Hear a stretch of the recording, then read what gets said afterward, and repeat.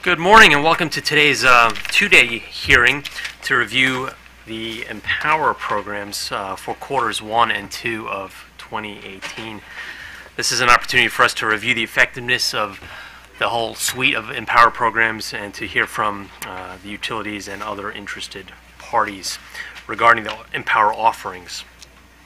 I would say that energy efficiency is probably among the least expensive ways to reduce our electric demand, probably only second to demand response or demand reduction. This program, which has now been in effect for 10 years, has saved ratepayers over $4 billion and counting. Those are real dollars, and it's prevented the need for additional power plants, additional power lines, and has provided benefits to all ratepayers in the state. I was just looking at my Pepco bill from October, and my charge for Empower was $5.81, yet I have another line item where I received $32 worth of Empower-related benefits, credit. So that's, at least for me in October, it was a net positive, and I know that all ratepayers are benefiting regardless of whether or not they actually receive some type of specified credit. We have a packed agenda for today and tomorrow. We have some breaks built in, as well as a longer than average lunch break today. We're going to begin with a presentation by our commission staff and Mr. Joe Loper from Itron. But before I do so, I'd just like to remind all parties, if you are not aware, the commission issued an order yesterday afternoon which attempts to bring some efficiencies to this process going forward by consolidating the various independent case numbers right now into a single case, and that will be case number 9494.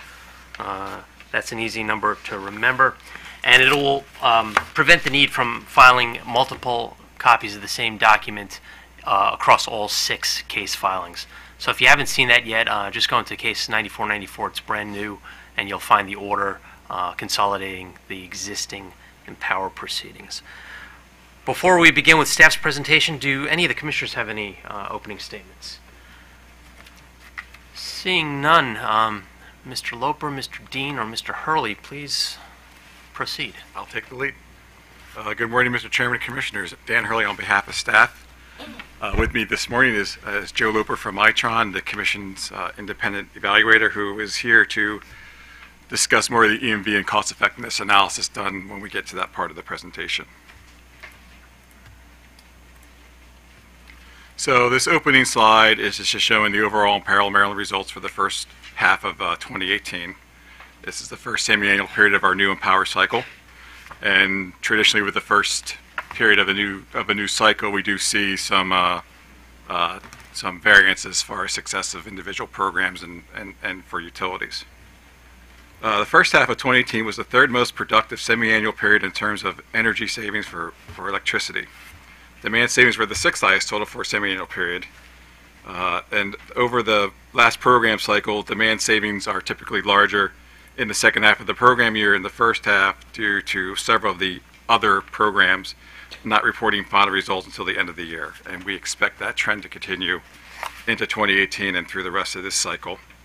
The other programs include conservation voltage reduction, dynamic pricing, transmission and distribution upgrades, streetlights, and transformers. These programs are funded outside the Empower surcharge. It's usually done in base rates, and the Commission has allowed savings for these programs to count towards energy savings goals.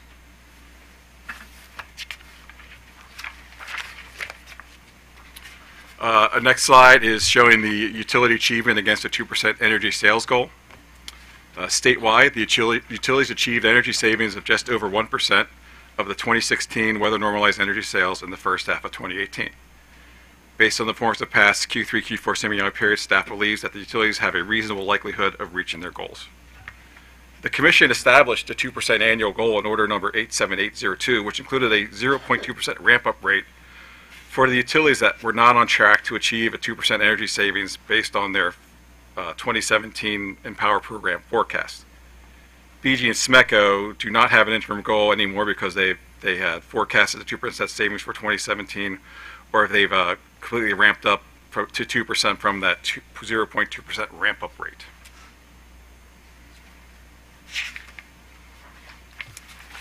This slide shows a breakdown of the savings by sector. It illustrates the sub-portfolio contributions to the total savings of each program administrator, and it's statewide. The residential portfolio represented 41% of the electricity energy savings, 94% of the therm energy savings, and 4% of the demand savings for the first half of 2018. The commercial and industrial portfolio results were generally smaller than expected, resulting in a larger influence of other sub-portfolios than in the previous semi-annual periods. BG was the only program administrator with C&I energy savings and demand savings larger than those for the residential portfolio.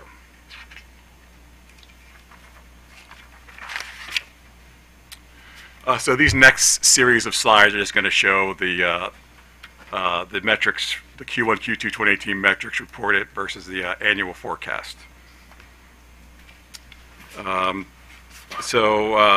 Ideally, in comparing the first half of the year to a full forecast, which is what these slides show, the forecast is on an annual basis, you would like to see a variance of 50%, which just kind of shows that we're halfway through the year, we reached 0.5% of the annual forecast. Any variance below 50% indicates that the first half reported metrics are on pace to exceed annual targets, and any variance above 50% indicates that the first half reported metrics are not on pace to meet annual targets. This is the BG slide. The second slide is Delmarva. Delmarva's residential is pretty much on track. The commercial program is a little behind schedule. Again, that's not uncommon for this first half of the year, given the ramp up of potential new programs. Pepco has a similar showing as Delmarva, whereas the residential programs are close to being on track, and the commercial programs are underperforming so far.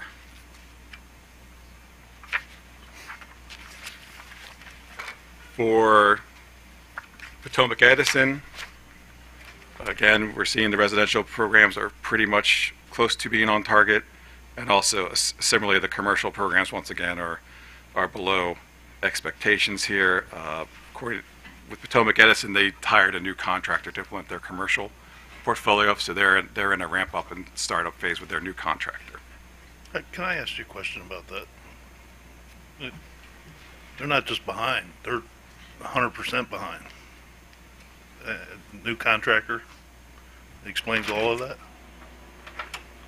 Well, the new contractor has to get the new implementation contractor gets the other contractors online, and I know particularly for this for PE, the prescriptive and custom programs are well below where they need to be. Now, we talked to the company about that, and they did mention that they do have a strong pipeline of prescriptive programs coming in the second half, and they do see this rebounding by the end of the year. They might not reach the full annual total for this year, but over time it should reach more to parity. Okay.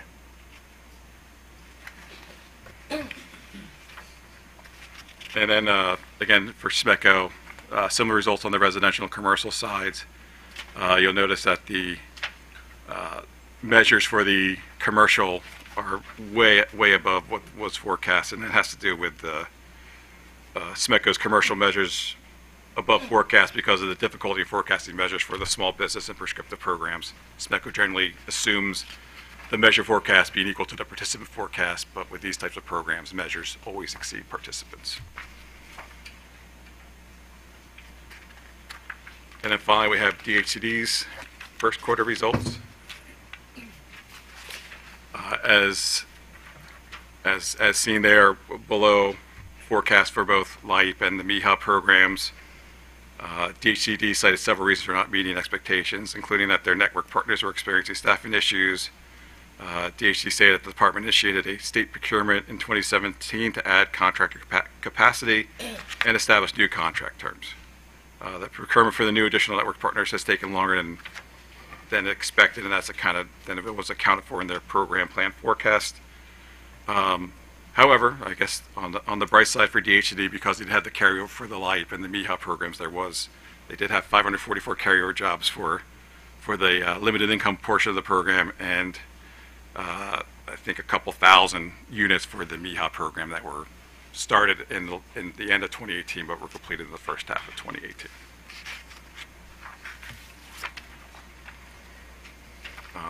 And then I guess one comment, we don't have a slide for Washington Gas. Washington Gas was in the process of hiring internal staffing and external staffing for starting this new program cycle, and they spent most of that time getting everything set up to start the program running once again, and they reported no results. So we talked to them about that, and Washington Gas indicates that everything is online and that we should start seeing results in the second half of this year. We're not going to see Washington Gas meeting these annual targets for this year, but they do feel comfortable that they'll meet their overall 3-year plan targets. And with Washington Gas, we don't have a gas goal that's in the law, so we're not overly concerned about them not meeting the goal, but we are concerned about the very, very slow startup to their program cycle. We will be sure to ask them for a status update tomorrow when they present. Yeah, I mean, stating the obvious, if you're collecting the surcharge but you're not producing any savings, then that's a concern for this commissioner anyway. So, thank you. So now we're moving into the EMV results. This first slide is the 2017 EMV results for the electric programs.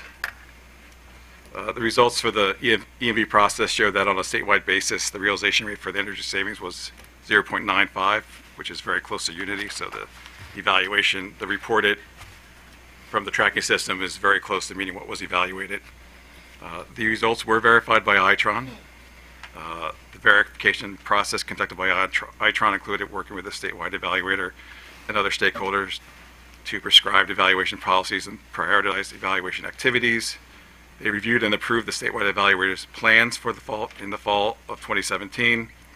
They reviewed and commented on numerous evaluation memo drafts and supporting data, and they worked with the statewide evaluator to address issues which variously include revisions of methods and assumptions, some additional research, and different interpretations of findings. But overall, Itron was satisfied with the work of the statewide evaluator. This next slide is the results of the EMV process for Washington Gas.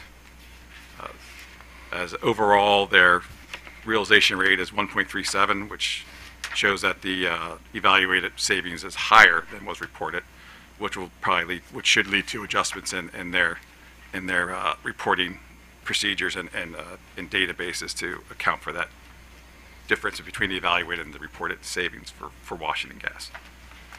Itron followed a similar protocol for the verification of the Washington Gas savings and noted similarly that they were accepting of the evaluated savings.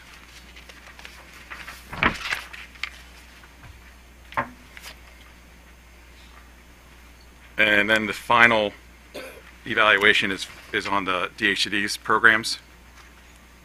And we're seeing that for the LIE program, that the gross realization rate for the electricity savings was at 0.73, and for the MIA program, they were at 1.79 for an overall 0.83 evaluation realization rate. And then on the MIHA program, for the for the kilowatt savings, the evaluation was very low for the LIE program and very high for the MIHA program. Again, Itron worked with Cadmus, who does the DHCD program, and work with them in a similar manner as they've had with the other programs in verifying that program.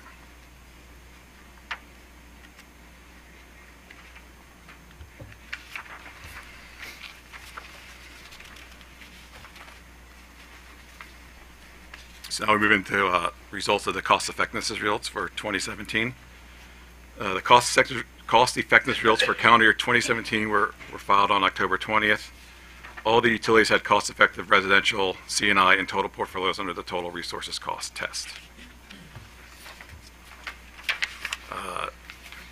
A further breakdown by the residential programs, statewide, 5 of the 8 residential programs analyzed were cost-effective under the total resource cost test. And the appliance rebates and home performance with Energy Star programs continued to struggle to be cost-effective. Appliance rebates are less than 2% of the residential portfolio energy savings less than 2% of the total residential portfolio savings are attributed to the appliance rebates program. So it's a small portion of the savings for Empower. One interesting note that was noted in the report was, given the uncertainty of the continuation of the lighting program beyond 2020, an analysis was done that eliminated the lighting program to see the effect on cost effectiveness for each utility and the residential portfolio. All utilities experience a decrease in the value, obviously with the lighting program not being included, but only DPL's portfolio actually dropped below 1. They dropped to a 0.88 if you took lighting out. All the other utilities still maintained a positive over 1 cost-effective ratio, and statewide the ratio was 1.21. Can I just understand this chart here? It says that in lighting, though, you're getting a total of 4.01 in cost effectiveness. Isn't that an indication that it actually is still one of the most efficient programs? And I'm trying to reconcile with that with what we've been hearing is that this is a program that soon won't be cost effective. So maybe I'm just not getting this chart. Right. Well, lighting still is the major driver for cost effectiveness in the residential portfolio. It's not necessarily that lighting is going to be not cost effective in the future. It's the fact that the standards might be changing that would make the LED bulb, which is what we rebate now, would be the standard bulb in the country. Mm-hmm. And we wouldn't have a lighting program. We wouldn't have a more efficient bulb than the LED. So that's why the lighting program would go away. Not necessarily because it would not be cost effective. And it's not that it's cost effectiveness is falling. It's just that the program wouldn't have measures to offer based on the standards changes in the United States. Okay, maybe offline I need to understand the difference between the two. So in January 1 of 2020, excuse me, the standards are supposed to change. Right now, the baseline is a halogen incandescent, which has relatively high energy consumption. So when you replace it with an LED, you get relatively high savings. Mm-hmm. As of January 1, 2020, the effective date for the standards change, the baseline lamp will be a CFL. And so an LED is slightly more efficient than an LED, but the increment is very small, and so you get very small savings. And so the cost effectiveness even then could be okay for those programs because the lamps are getting so cheap, so that the cost effectiveness could still be there from a total resource cost test, but the savings that you're going to get from those lamps is going to diminish, significantly. And so then that's why everyone keeps asking, well, what are we going to replace it with? Mm-hmm. So the cost effectiveness can be high, but you still get low savings later on. Okay. All right, thank you. I had a question on the behavior program. BGE's cost effectiveness appears to be so much higher than everybody else's. Is there something different going on there, or can you explain the difference? Yeah, one difference, we've actually been asking ourselves that too. One difference is that we're counting for BGE fuel savings, which is not counted for the electric-only utilities, because BGE is an integrated utility. So it includes savings from electricity as well as gas. And so that's could be a big factor there, but there could be some other things too. But that's the only one I'm right now would be comfortable citing as a possible.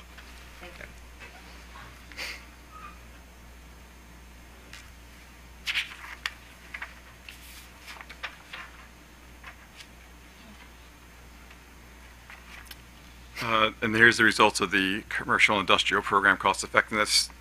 All C&I programs analyzed were cost effective statewide and under both cost effectiveness test. As you see, they're all well above high numbers, the highest being the midstream lighting program and the O&M training programs that's offered by BGE. Overall, the portfolio statewide is reporting at 2.24. So we're saving $2.24 for every dollar invested in the statewide and the commercial industrial programs. Is that just the electric side, or is that electric and gas? So for the C&I programs, it's pretty much all just electric. Okay. And I should just add on the midstream lighting and the O&M training that I think those, I would not go out and immediately ramp up those, multiply those programs by 5 because of the high cost effectiveness that we need. those programs are just recently becoming a major share of the portfolio and being pulled out. They're still a small share, but being pulled out where we're evaluating them separately from the custom program. And so we've got on our list in our planning process that we're in right now to up the evaluation rigor on those programs and make sure that we're getting it right. Can I back up to slide 14? So, BG&E residential, is that just electric, or is that electric and gas? So in general, for the residential programs, wherever we can, include any fuel savings, including gas, propane, or oil. The challenge with some of those is getting the data for it and doing a really good job. So sometimes it's, we don't have as robust a numbers as I would like. On the gas side, generally it's better. But so for the residential, you have fuel savings, especially for the home performance program, and to a lesser extent for the HVAC programs. You can also get a fuel penalty, and that is for the res lighting programs where you put in more efficient lighting. That means that you have less waste heat, and therefore you make up that waste heat by turning your furnace up a little bit. And so we subtract that, we actually add that as a gas penalty to the lighting savings. So it can go both ways, but mostly it's a positive. All right, thank you. I see you have another slide that will cover WGL cost effectiveness, and I noted its absence on these slides, so that's kind of why I was asking the question. Maybe you'll catch up to it on the next one. And as for additional clarification, the evaluation work group meets and discusses the appropriate avoided cost assumptions and cost assumptions for all the gas and oil and all the other effective fuels. And we do have a strategic guidance program, a strategic guidance document that has all those assumptions embedded in that document. That gives us kind of a history of how we've done the evaluation and cost effectiveness. And for if moving forward, we need to look back at what we did. We have that information available to us. Thank you.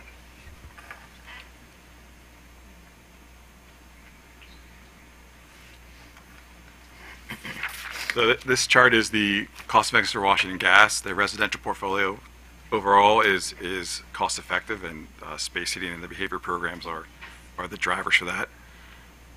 On the commercial side, they are below 1. That is a concern. I mean, we do want a requirement that on a portfolio-wide basis, we do have cost-effective programs on a portfolio basis. We are going to keep a watch on those programs to make sure that the implementation of the programs is appropriate and that we are achieving cost-effectiveness results from that portfolio. Overall, the total portfolio is effective, so the entire portfolio of Washington Gas's program is cost-effective. This is another one. Can I ask a question about these cost-effectiveness programs? Is water heating, isn't that, after heating, space heating, isn't that the next biggest use of gas, I guess, in residences and in commercial buildings? I'm just trying to understand why it is so not cost effective. Why does it fall below? And if you do improve the water heating in a structure.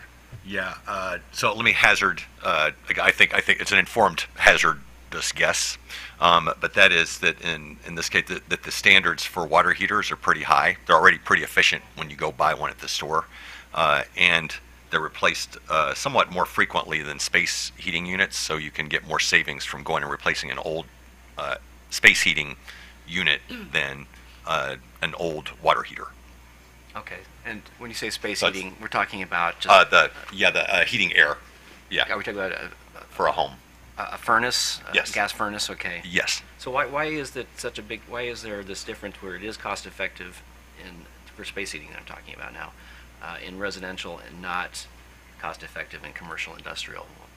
Again, why is there such a big difference? Let me not hazard a guess. I can get back to you on that Okay. and talk it through with people, but I don't want to.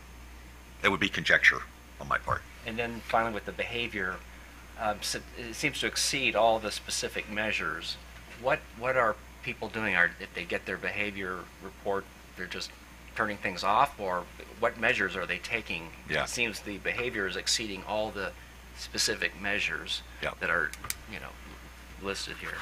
So we've talked about this some in the past, and the behavior programs are, it's a relatively small savings as a percentage of the overall energy use, using large samples of the customers who are being treated, but it's a bill analysis, and so we don't exactly know what, without going and asking the individual people, what did you do, what they're doing. All we know is that the savings occurred.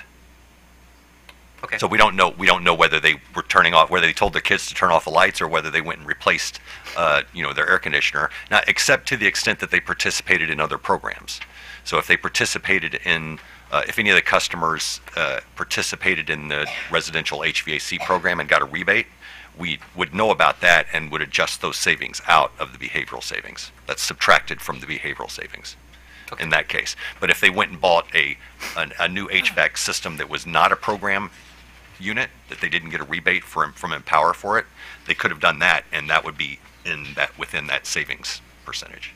Okay, great. I just was trying to wrap my head around why the behavioral program itself exceeds all the specific measured programs. So anyway, we can move on and just. Yeah, well, I think one is it's relatively low cost program, right? You design your program, come up with your control group, come up with your treatment group, and then you're sending out mailers a few times a year. And so once you've got it up and running, which a lot of these programs were up and running a few years ago, Washington Gas is an exception, then the incremental cost per year is pretty low for them.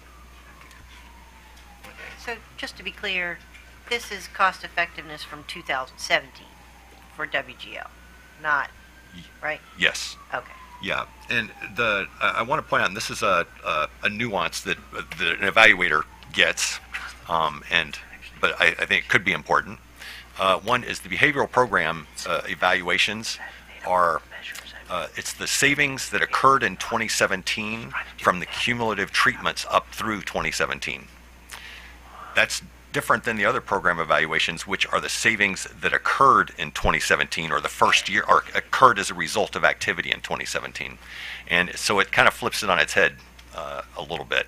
But there's not anywhere, and we're actually, I have in fact an email queued up. We're trying to figure out a way to do it a little differently, but right now it's the way all the industry does it. It's in the Uniform Methods Protocol for the nation, and so.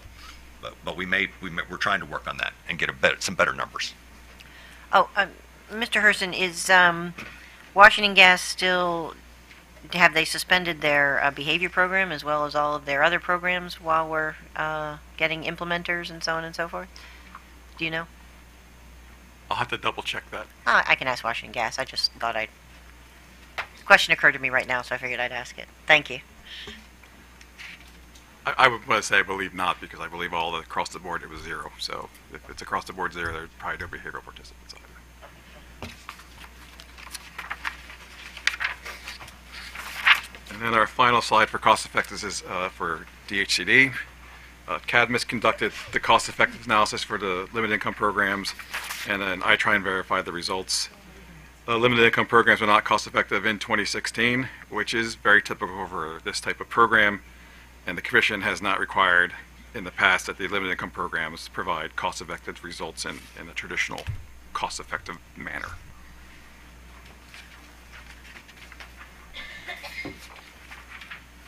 So our next slide is discuss program modification. BGE requested to raise the incentive cap for the small large building tune-up programs to increase participation. They want to increase the small building cap from 15,000 to 25,000, and for the large building cap from 30,000 to 50,000. There is no budget impact. There's no budget increase or surcharge impact, and given the fact that this may result in higher participation level, staff recommends the Commission approve that change. Next program modification is from SMECO. They request to add a small business energy advance offering to the small business program. I propose a $250,000 annual incentive budget for 2019 and 2020, requesting a one-time administrative budget of $25,000 to support upgrades required by its implementing contractor. There is no surcharge impact, and this program is very much in line with what the other BG, Pepco, and Delmarva offer as far as the small business energy advance. They'll cover the For the Small Business Energy Program, the incentive usually covers about 80% of the project cost, and then the advance comes in and covers that final 20%. And then the payback is on the bill, even payments over 12 months with no interest. Staff also recommends approval, Commission to approve this program.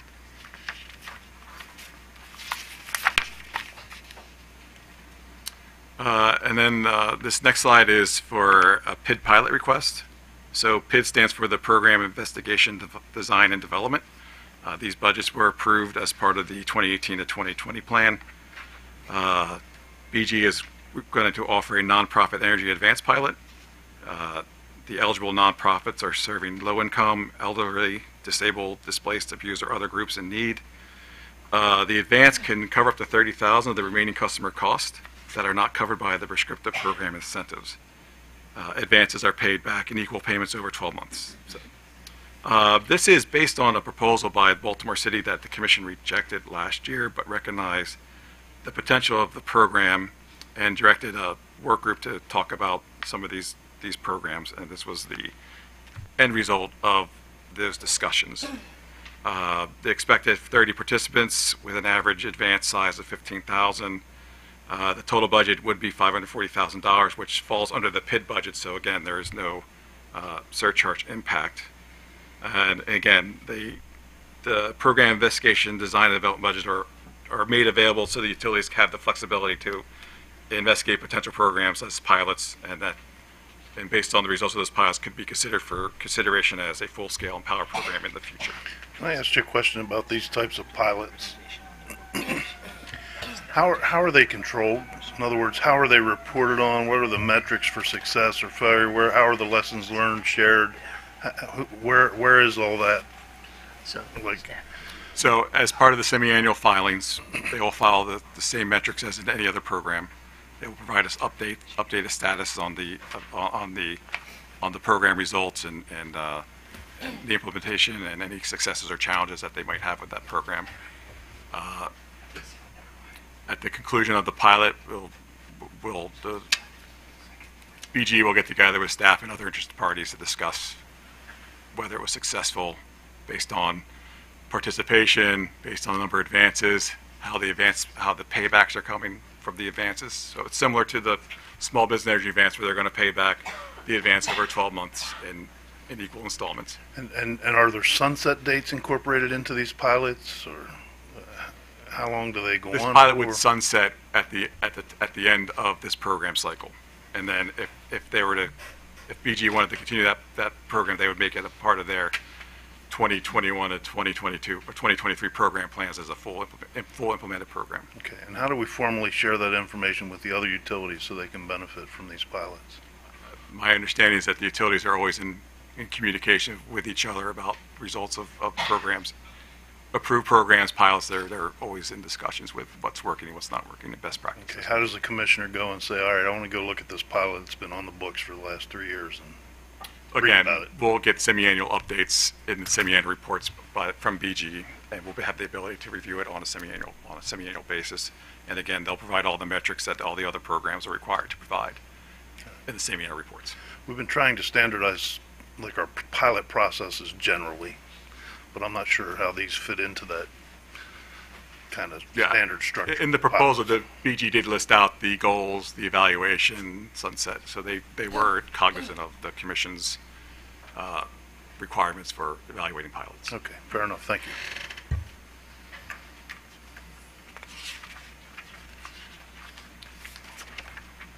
So this next slide is for a clarification in part on order number 88514.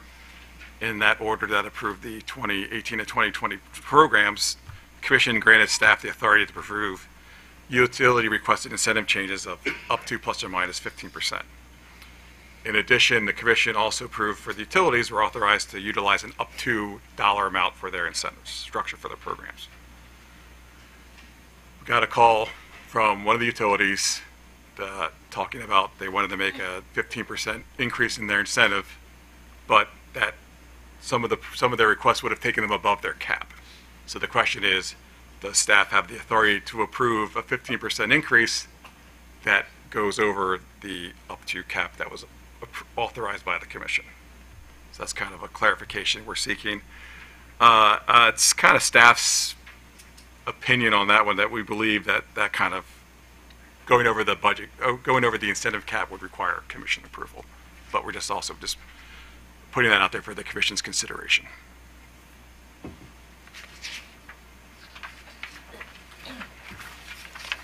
And then our final slide is on the cost to achieve.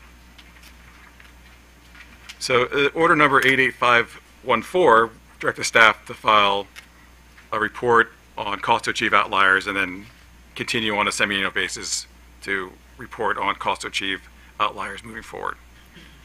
For the first half of 2018, we focused on the analysis on comparing the cost to achieve on an annualized basis rather than a life cycle basis because reporting templates do not have forecasts for life cycle energy savings. Additionally, the reporting templates for the 2018 to 2020 program cycle have been streamlined to provide metrics that are more appropriate to the current goal structure and evaluation structures.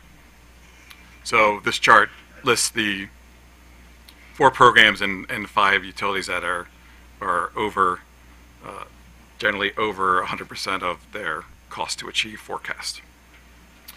For Delmarva on the HVAC, the company stated that they had a longer than expected period of time to get the DPL territory HVAC contractors re-enrolled as participants for the new program cycle, and combined with a late start to the cooling season, there was a delay in achieving the energy savings, while the cost to start up the program remained constant.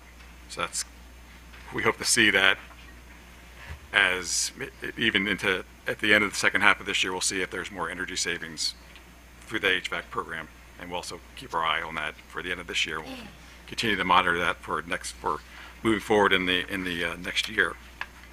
For BG Smart Thermostats, BG stated that they saw half the program expenses came through, but they didn't fully kick off the Smart Thermostat program until late February. The program hasn't had a great deal of participation, but they are hoping to see more participation in the second half of the year.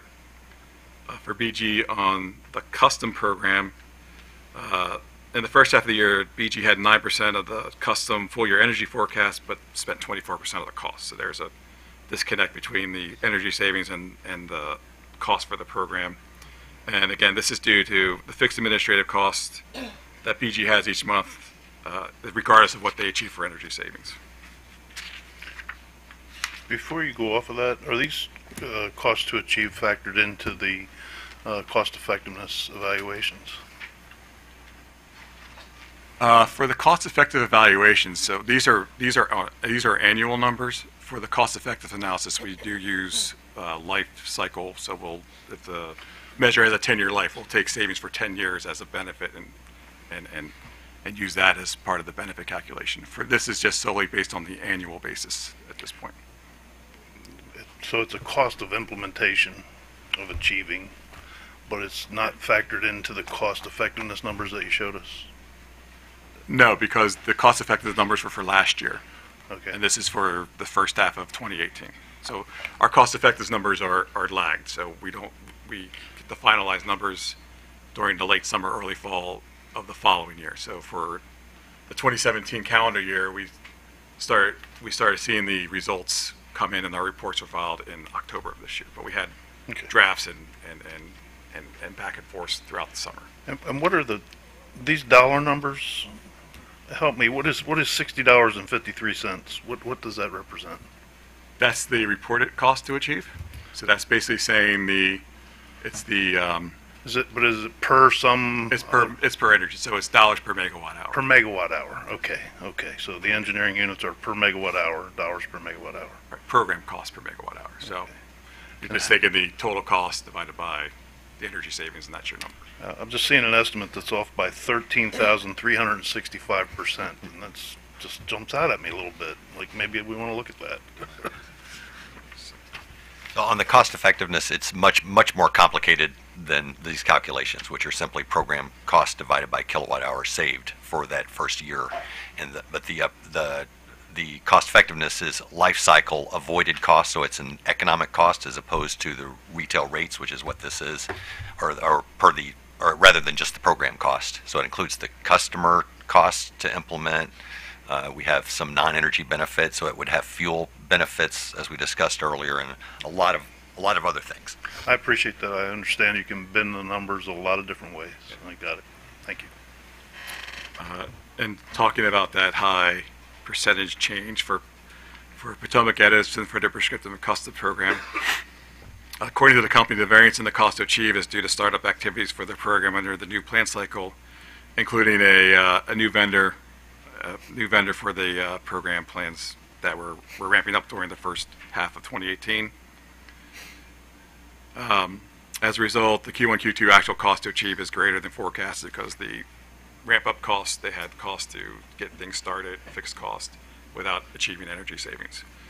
According to the company, they do have a pipeline of projects that are in the works, and we should see that number come down, and we'll keep our eye on it. We'll probably look at that closely at when we get our filings in February to see how drastically changed that number has become.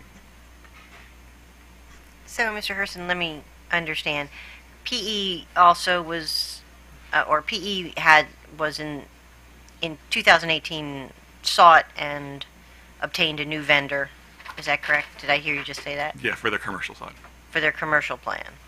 But they were able to deliver programs for the commercial plan, at least some, in the first 2 quarters of 2018 with the addition of a new vendor. That's correct. Thank you. And again, Sorry, Mr. I called you by the wrong name. Sorry, Mr. Hurley. that's okay. So again, going forward, we'll keep our eye on these programs, and of course, we'll look at calculating these numbers for other programs to see if there's any kind of shifts in the cost to achieve status. And that was our final slide, so we are available if there are any other questions. Thank you, Mr. Hurley. I think you did a very nice job of setting the stage for what we'll be reviewing over the course of the next 48 hours.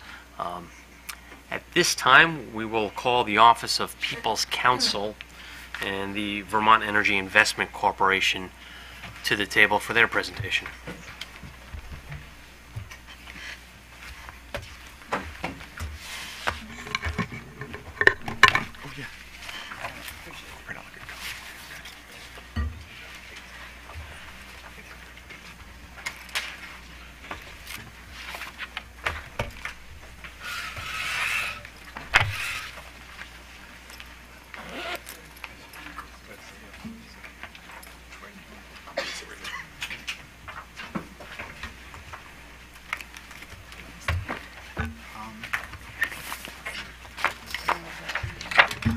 It's David Hill, H-I-L-L. David Hill, H-I.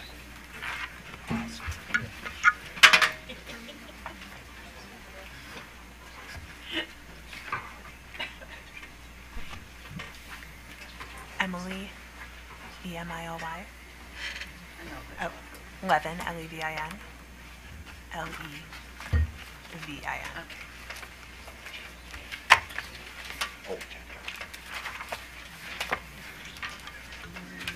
Make sure Elise gets his this time. Yes. No, they come in different directions. I thought they were two reports that we're going to do work. Oh. They usually do them Right. separately.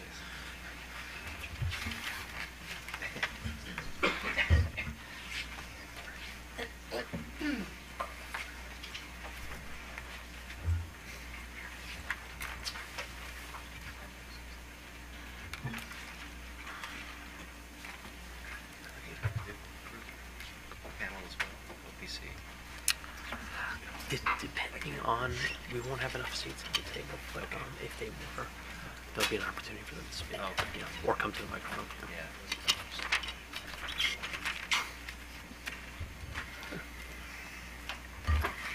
Okay, good morning to Office of People's Counsels and VEIC. Looks like you have a presentation. Well, do we have one for the screen as well? There we go.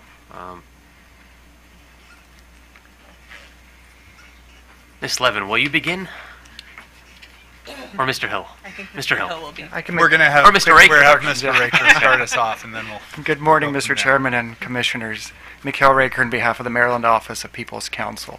With me here today are Dr. David Hill and Miss Emily Levin from the Vermont Energy Investment Corporation. They'll be doing most of the presentation today. I'll be chiming in if necessary, and of course, always open for any questions. Thank you. Okay.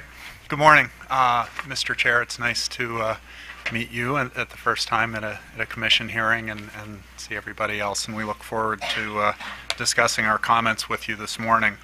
So I'll start us off and just make some overarching observations. Some of them will touch a little bit on transition in the lighting market that Commissioner Richard was just asking about, and I'll share a little bit of experience from some of the planning and looking forward that we're doing with Efficiency Vermont, the work that we do in Vermont to try to help inform and think about the ways things are moving.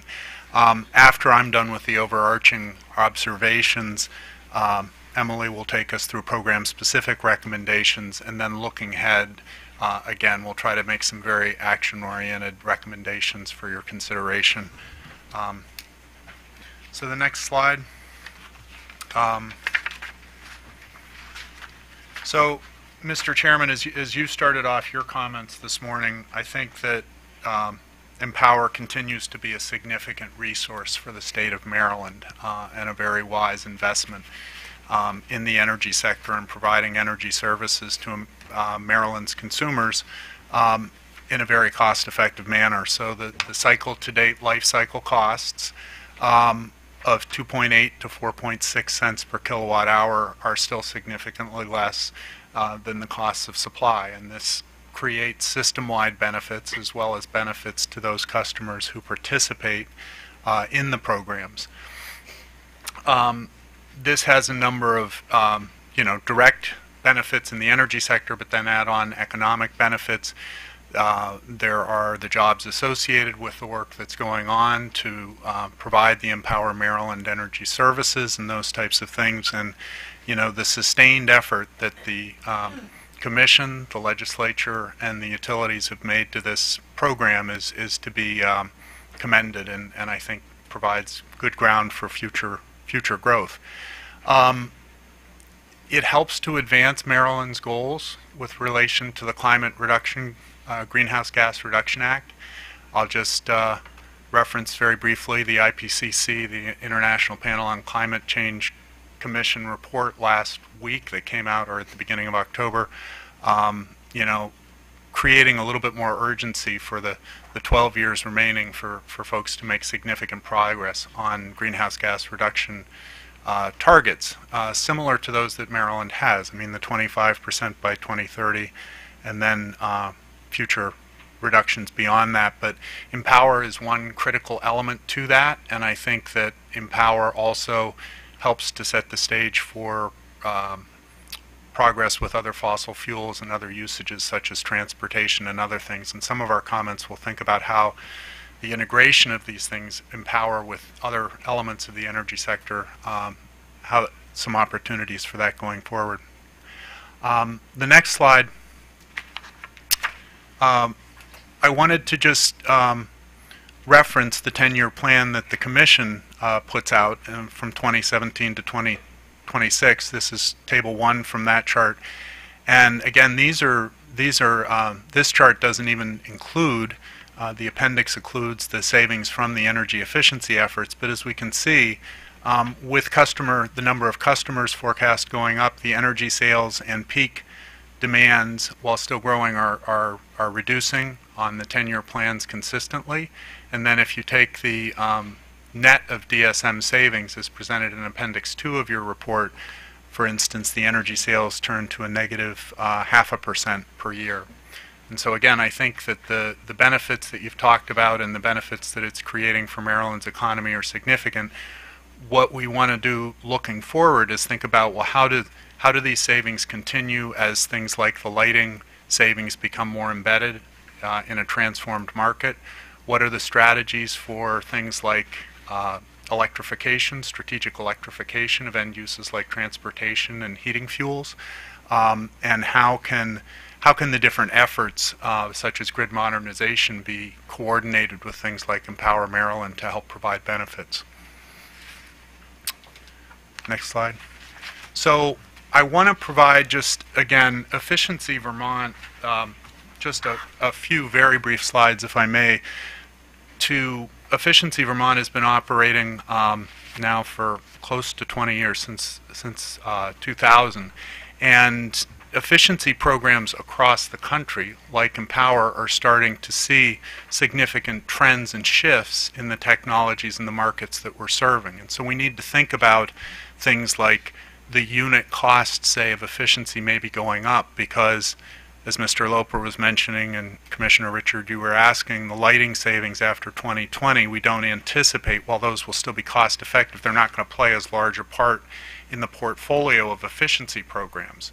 The benefits are still there for the economy and for consumers, but they're not going to be part of the Empower Maryland portfolio. So we want to start thinking about how we, diversify the portfolio of savings that Empower is achieving and producing. There have been some questions already about the total energy. So the savings, the fossil fuel savings from the other utilities that are being captured, we want to make sure that those are reported and captured consistently, because those are part of the economic benefit of the investment in Empower Maryland, and we want to make sure that those show up. There are ways to think of beneficial or strategic electrification as very much a, Emily has used the term strategic partnership between efficiency and strategic electrification. They're not at odds. To say we're going to grow electric uses where there's benefit for that, whether it's in transportation or space heating, at the same time we're going to continue to do efficiency. And so we're looking at the ways that those can be compatible and actually very complementary as opposed to opposed to each other. Efficiency programs for us in Vermont, in the past there's been some effort to target both time and geographic specific savings. So we call that geo-targeting sometimes, and Empower Maryland and other efficiency programs, Efficiency Vermont as well. We have the opportunity to kind of create new partnerships to work with the utilities to say, there's an umbrella efficiency initiative, but where can we target these savings so that they have the best benefit on the system in terms of the distribution system, reductions in peak demand and those types of things that can help to offset other investments, sometimes called the non-wire alternative options or those types of things. And then the Office of People's Counsel as well as VEIC want to encourage the continued focus on energy justice and underserved markets. I'll comment a little bit about the prize report that the OPC filed along with our comments in just a minute. So let's go to the next slide. Very briefly, this touches on what staff were commenting upon, the lighting savings and the trends that we see in lighting savings. These are projected savings for Efficiency Vermont in the residential lighting market. And so after 2020, you see that the savings it doesn't mean that LED lighting won't be part of the residential lighting market. It actually will be more common, and so the savings from the programs are reduced. So in order to address that, I'll go through to the next. The commercial lighting sector, I'll just say briefly, commercial, we see a lot more continued opportunity in the lighting market. But here is, for Efficiency Vermont, again, projections from our demand resource plan out through 2037. The green at the bottom are the lighting savings that are declining. And so if you take those lighting savings out, similar to what the cost effectiveness that staff was just talking about, if you go to the next slide, if you take the green bar out, this is the portfolio that we see going forward. And so what we're doing is diversifying the savings that we're achieving into different technologies and markets. And I think a lot of this builds on the success of things like lighting, where you've transformed the market and take that lesson to other markets and technologies, kind of the midstream and upstream approaches that have worked well in the lighting markets. The other thing is that when you've worked with a customer, in one case, say with lighting, and helped them achieve savings through a lighting retrofit, maybe in the future you can help them with other technologies. You know, maybe the first project that they did was a lighting project. Now it might be easier to do more comprehensive retrofits to their HVAC systems, refrigeration, pumps, motors, etc. So we see we see for Empower and all efficiency portfolios going forward the need to think about how the diversification of the portfolio savings is important. Now, I recognize that's kind of on the 2020 forward looking, but as we think about things and as we even comment on the quarter one, quarter two reports, it's a kind of important overarching trends that we think are worth your consideration. Can I back you up 2 slides, please? Sure. So I want to make sure I understand these numbers. So these are Vermont numbers. This is the projections from the savings, yes. Okay. Do we have similar numbers for Maryland, do you know? Or would these numbers roughly proportionally correspond to Maryland's numbers? That's a good question. I wouldn't want to just necessarily directly overlay, but I wanted to just provide this as a reference point. So yeah, I think you would see the same trend, but I haven't done, I don't have or haven't haven't done an analysis on the Maryland numbers. So by this chart, from your 2018 number to your 2020 number, it looks like you're going to lose 90% of your savings in the lighting program. In the residential segment of that, yes. There still are savings. I mean, there still are savings going forward, and they tend to be now more in the specialty. So some of our recommendations for the residential lighting programs are to anticipate and think about these transitions. Right. I'm just trying to Yep. figure out what this means for Maryland. Are we dealing with the same thing in 2 years? I think that it's not just Maryland, it's not just Vermont, it's pretty much all efficiency portfolios, I would say. Okay. Yeah, Thank you. across the country.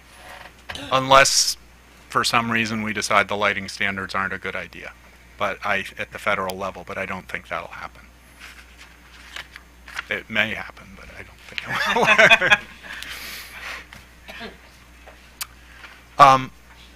So let me then, if I can, take those few slides from the Vermont experience and think about it for key strategies for Empower, this diversification, and translating the success that we've had. It's a challenge, and sometimes people say, well, the lighting, sometimes people talk about it as the lighting cliff.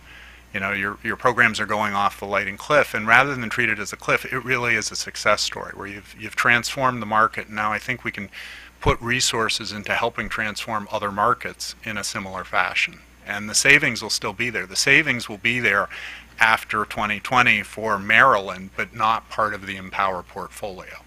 And I know that's a little bit of a, but basically people will be using LED lighting more as the baseline, and so those savings have gone away from the portfolio perspective. And then I think it's really important as we look at the program activities even now is just to start thinking about the ways that we incorporate these total energy approaches. So an example of that already from this morning is the consistent reporting of fossil fuel savings across all the utilities and calculating the benefits of those. How is Empower Maryland as an energy efficiency one of the distributed energy resources, or DERs, that works together in the grid modernization and all of these things to try to help lower system costs and costs to consumers? And then what about efficiency and Empower programs in the context of strategic electrification? And what about strategic electrification in the context of Maryland's greenhouse gas reduction goals? So I think that there's a lot to chew on in those areas. And then again, the OPC sponsored a prize report. We think that this was some very valuable segmentation of the market. I think one of the statements in the executive summary that I would agree with is that what's really necessary to best serve the market is kind of the macro level policy, which we have, along with micro targeting and really understanding the diversity of the low-income market in terms of the demographics, the housing types, the energy use, the energy burdens, and then micro-targeting that and the different organizations you can work with and DHCD coordinating with the utilities and with the rest of the players and those types of things. I think that the Apprise research will be very helpful in helping to enhance the delivery of services in that market. Moving along, so as we look at, we're at the beginning of a new program cycle, the first 6 months of a 3-year cycle, but we're far in now to Empower as a whole. So when there are changes in the program cycles, maybe it may be possible to see some of perhaps less of some of the disruptions that we've seen in terms of, okay, well, this is a new program cycle and we're changing and continuing progress. But it's good that the programs aren't static at the same time. We want to see new approaches. You do want to see, Commissioner O'Donnell, we want to see innovation through pilots, but you're absolutely right. We want to see the results from those and kind of see forward motion. So it doesn't mean that we've set, the Empower programs aren't the same as they were when they started, in 2009, 2010, and they shouldn't be. They should continue to change and evolve and keep moving forward. But as that happens, we do want to encourage consistency and coordination, the learning from the best examples and that type of thing. And there's already been some discussion about the Washington Gas results, so not included in the rest of our graphs. I've got, I think, 2 more slides, and then I'll turn it over to Emily. And just one quick comment on Washington Gas. As it does ramp up, we would just encourage it to refile its forecasted savings if it's unable or feels that it will be falling short of its targets as it moves forward. This is a graphical way to look at some of the material that staff has presented already. The dark shade bottom part of these are the residential sector savings. The dashed line would be the residential target. And so we see the utilities generally meeting the residential sector targets, with SMECO being slightly below the residential target, and then the solid bars being, the utility savings targets program-wide. And again, PE and SMECO slightly below, and the other utilities exceeding the targets currently. Next slide. And then this is another way to look then. This is cycle to date, so the first 6 months, again, just on the residential sector.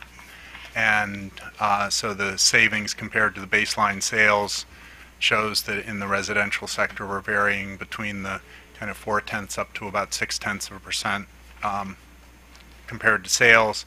And the bar on the left is the forecast. The bars on the right that are slightly darker for each utility are then the actuals. And again, we see the utilities all in the residential sector being slightly ahead of the forecast, with the exception of SMECO, which is at about 80–90%. And I think that's my last slide, so we'll print.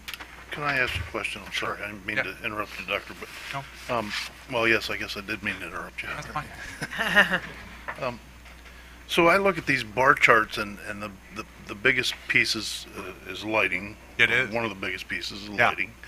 And if you take that chunk out of all these, they all drop down. Mm-hmm. And you talked about innovation earlier. Without innovation, without something we're not already doing, we expect to replace those savings on those bar charts in 2 years? Well, so I'm not trying to. I'm very. I don't think we should wait till 2 years from now to figure that out. That's the point of my question. Oh, I agree completely. I'm not trying to be, alarmist, and some of our recommendations and thoughts are related to that. But the programs now, and I give the utilities credit. They're aware of this. There's a lot of discussion in the industry about how you deal with this. But again, I don't want to say it's the lighting cliff and the sky has fallen. I think that it's how do we transition to midstream and upstream programs in the other markets? How do you integrate these programs? There are a number of different things that can be done, but a reduction in the savings that come from lighting, yes, should be expected. So I'm just going to speak for myself now. I don't think we should. just intend to start sending out 4 emails a month instead of 2, or sending out 3 flyers a quarter instead of 1, No. that's not going to cut it.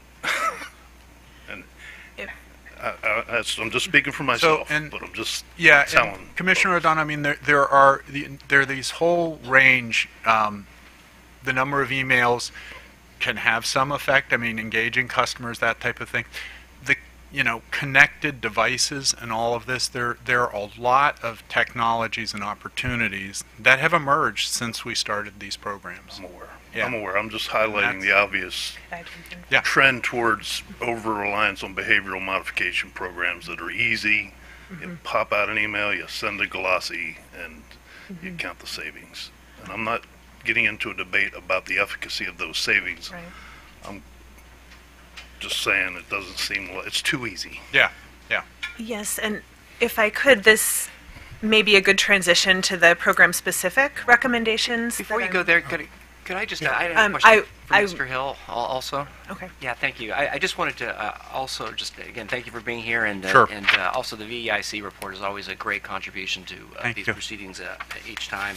I was really interested and glad that you included the concept of leveraging grid optimization and overall grid modernization into your presentation today. And it is very forward-thinking. I think it's important that we look to what we're doing. Mhm. Do you have anything specific at this point that you could tell us, answer the question how we do that? Because Yeah. on one hand, we have an existing structure for Empower that we need to understand how we can bring these Yeah. savings into the program, and also understand where the I guess the thinking is now in the energy efficiency world, how we Yeah. measure these types of programs. And I know ACEEE has discussed it. EPA has talked about demand response and how it can contribute.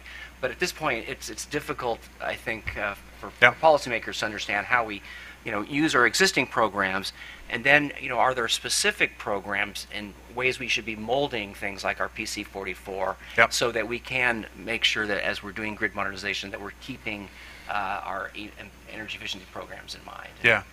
Thank you. That's an excellent question. I think it is a very important opportunity, and I think Empower is a significant asset and resource. And one of the things you have is what we're doing in Vermont, we're working more closely with our distribution utilities to say, where can we target efficiency? How can we think about pilots that will help to, obviate the need or defer the need for a substation upgrade? Those types of things are possible. And when you got the utilities running the programs in Maryland, I think you could start to say, where are there opportunities to maximize some of the benefits of geo-targeted efforts? And it doesn't replace the program portfolio right now, but I think it would be a very important complement and adder that could be developed through pilot type implementation efforts. And just to start those conversations and start to get, like all organizations, I think utilities, VEIC, every organization ends up kind of having siloed things, and Empower now is really an asset that can work across with distribution system planning support and those types of things.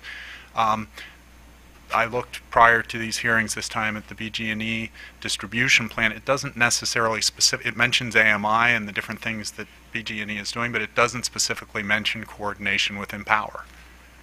Right. And that's an opportunity, I would say.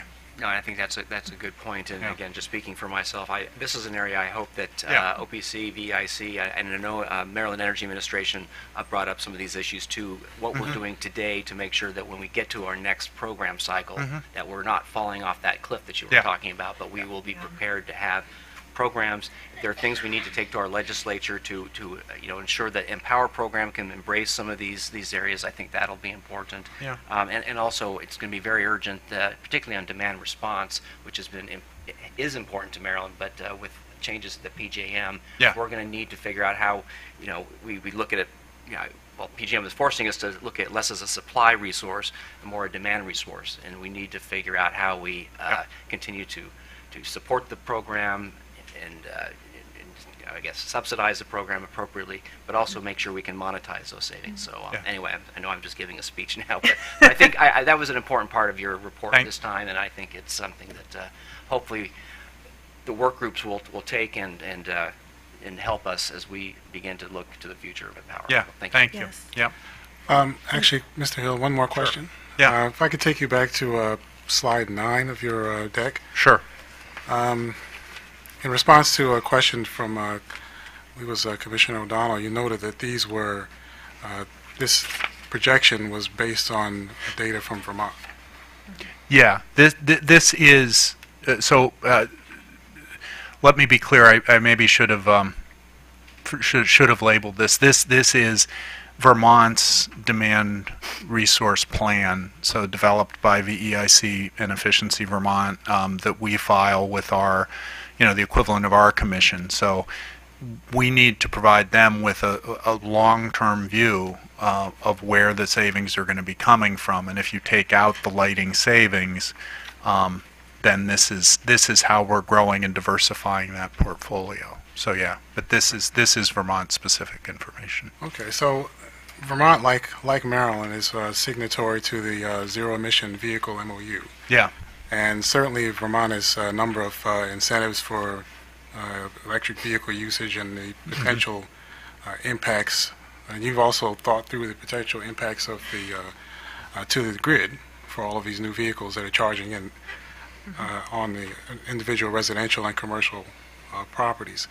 So your projection goes out well past the period for what I would say is the end of that initial MOU period, where we're expecting to have many hundreds of thousands of new electric vehicles Yep. charging up everywhere. Yep. Could you explain to me or tell me if Vermont has looked at that as part of your the portfolio regarding the Yep. charging issues and how that would impact the projections you have here, and perhaps Yep. if there's any lessons learned from Maryland? That's a great observation, and I would say that a gap that I would, and we have talked internally, this doesn't directly address the transportation sector and the electrical and transportation, and that's something that I think Efficiency Vermont is looking at, and then how we, this DRP plan, I mean, the plans that we see in Vermont actually end up with a significant amount of efficiency ongoing, actually increase electric consumption and end-use sales from about 6,000 gigawatt hours per year up to like 8,000 in 2050. If you're going to be on a, climate reduction goals in the transportation sector, you're increasing electric sales. And it's through more cold climate heat pumps, and it's through vehicle electrification. This portfolio doesn't directly address that, and I think that is an opportunity that we're working on, but it's not incorporated in this slide. So is there a lesson learned then, or is this something that perhaps the work group should start to think about long-term for how we start to even measure our metrics going forward as consumers start to add more vehicles on the grid, either through initiatives that this commission establishes or Vermont establishments, or just from purchasing on their own?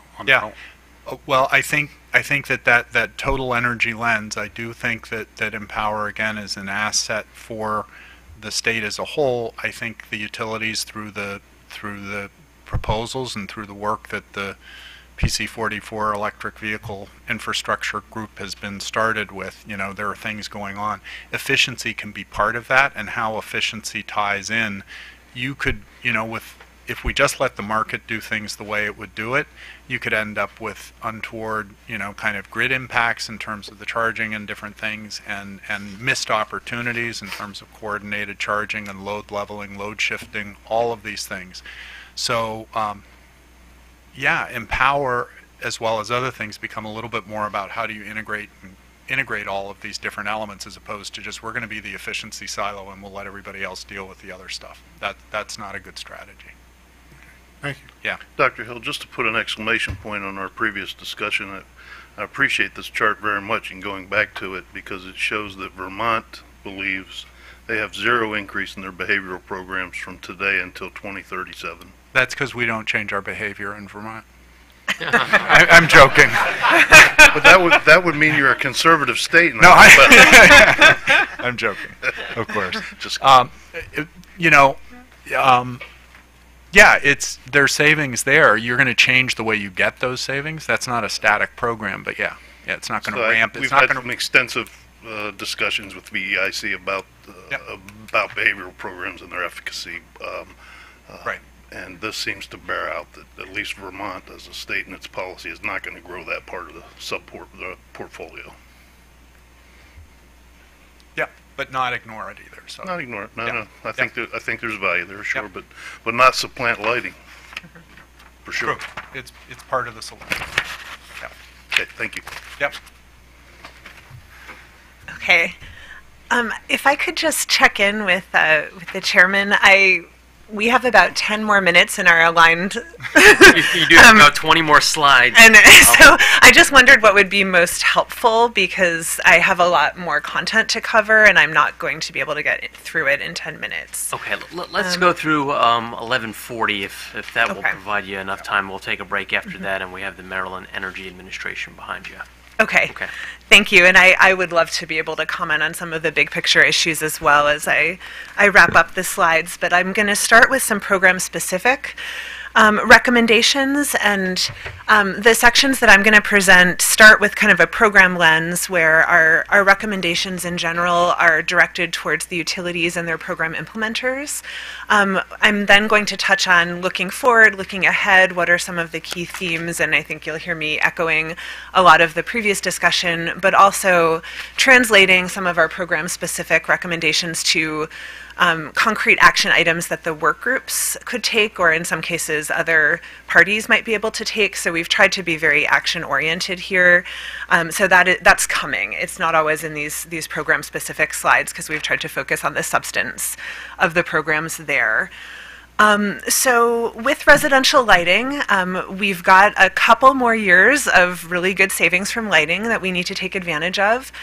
We also need to be preparing for the future. The utilities have taken some good steps to diversify their lighting programs in terms of the numbers, the types of partners they engage, for example, the types of stores, hardware stores, convenience stores, et cetera, as well as the type of LED bulbs that are sold. So you can see some of the different types here. And increasingly, the opportunity in the residential sector is going to be from the specialty and connected LEDs and not so much from the standard LEDs as those become kind of part of the market baseline.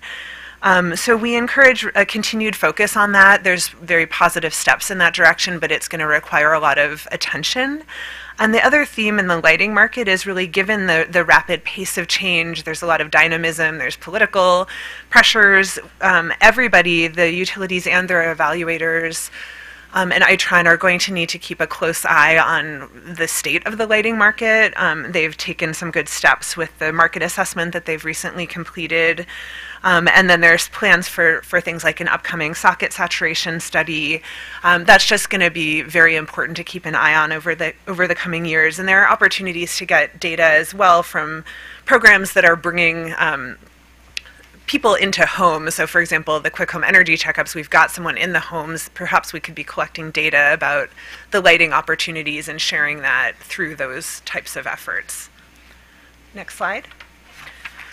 Appliance rebates. The utilities are in the process of rolling out the Energy Star Retail Products Platform. That's what that acronym stands for. But as we've pointed out before, not all the utilities are supporting the full suite of Energy Star retail products that are included in the platform. Currently, only Potomac Edison is offering the full suite, so that's an opportunity, we think, for the rest of the utilities to more fully align with that. And we also would note that there have been some reporting delays as utilities are kind of getting on board with the RPP. Also, some utilities have begun to roll out online marketplaces for products, and that's something we'll want to take a closer look at in future periods as they get those up and running. But in the meantime, one useful step would be to report those separately from the rest of the appliance program so that we can fully assess the impact of the online marketplaces versus the retail products platform and the store-based efforts. We also see opportunities to drive sales for heat pump water heaters in particular. That's kind of a cross-cutting measure in that it's sold through retail, but it's also sold through wholesale distributors. It has very high savings. It's a growing measure, so some increased focus on that, and that's already, there have been a number of discussions about that in the appliance work group, but would just flag the opportunity, the way that that cross-cuts the HVAC program as well.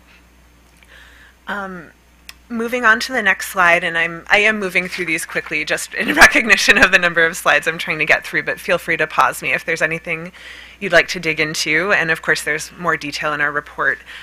So residential retrofit, the very good news here is that the performance-based incentive model seems to be working really well in general. It's successfully driving more comprehensive projects and higher savings.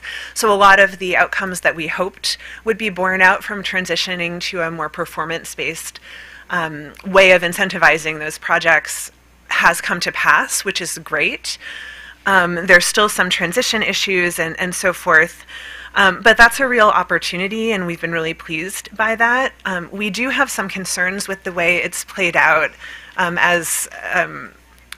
not to say I told you so, but we've sort of predicted this in our past comments, that there are much, much higher incentives for electric savings as opposed to gas savings, even though they're both delivering lifetime MMBTUs. And that's because of the way that the gas and electric utilities are currently separated, and those programs are not yet fully coordinated. And that is resulting in some suboptimal outcomes for customers who, if they have gas, they're not able to access as high incentives, and it's harder to make the measures project screen, and we're seeing some decline in the gas savings from home performance. And so it's really something to look at, and we would recommend that the work group really take a close look at that and see if they can make those incentives more equitable, which I think would be aligned with the overall policy of transitioning to coordinated programs. And I'll talk about that a little bit more later on. With Quick Home Energy Checkup, I think that's a great example, commissioners, of the very point you've observed, which is, are we prepared for that vast drop-off in program claimable lighting savings? And one of the impacts lighting has is that lighting, in addition to the quantity of savings that are coming from the retail programs, direct installation of lighting has also been kind of a base measure for making the programs like Quick Home Energy Checkup that are doing in-home assessments work. It's one of the easiest things to install. It's cheap, it's cost effective. It kind of makes the rest of the program work.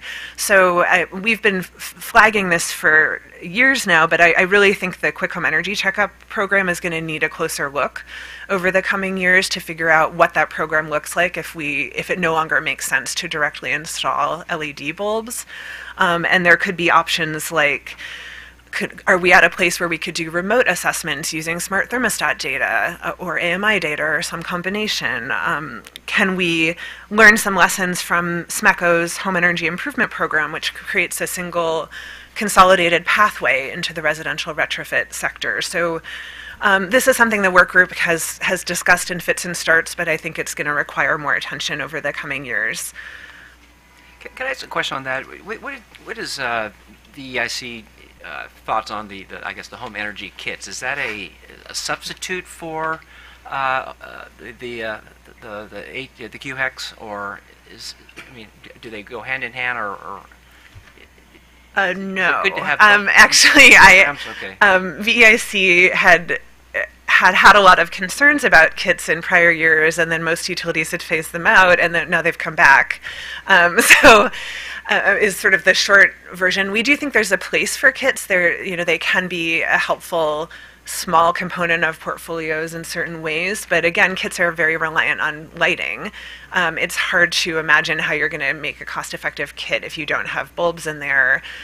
So that's another type of offering that is going to need a look if you think about what that program offering looks like without LED bulbs in it a couple years from now. There are also, as an opt-in measure where someone says, I really want a kit, there's definitely a place for them. We have a lot of concerns about kits that are just mailed widely because a lot of the products go uninstalled. So could be considered, but I don't think it's a complete solution. Yeah, okay, great, thank you. Next slide, please.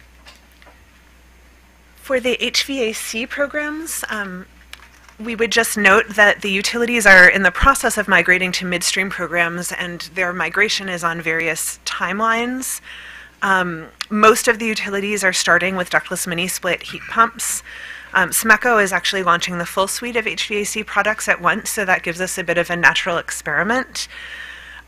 We have had some concerns and some discussions with the utilities and their implementers, in particular ClearResult, which is the implementer for 3 of the utilities, about some aspects of the midstream design, in particular the way that distributors have the flexibility to determine which the incentive level that would be passed through to end-use customers.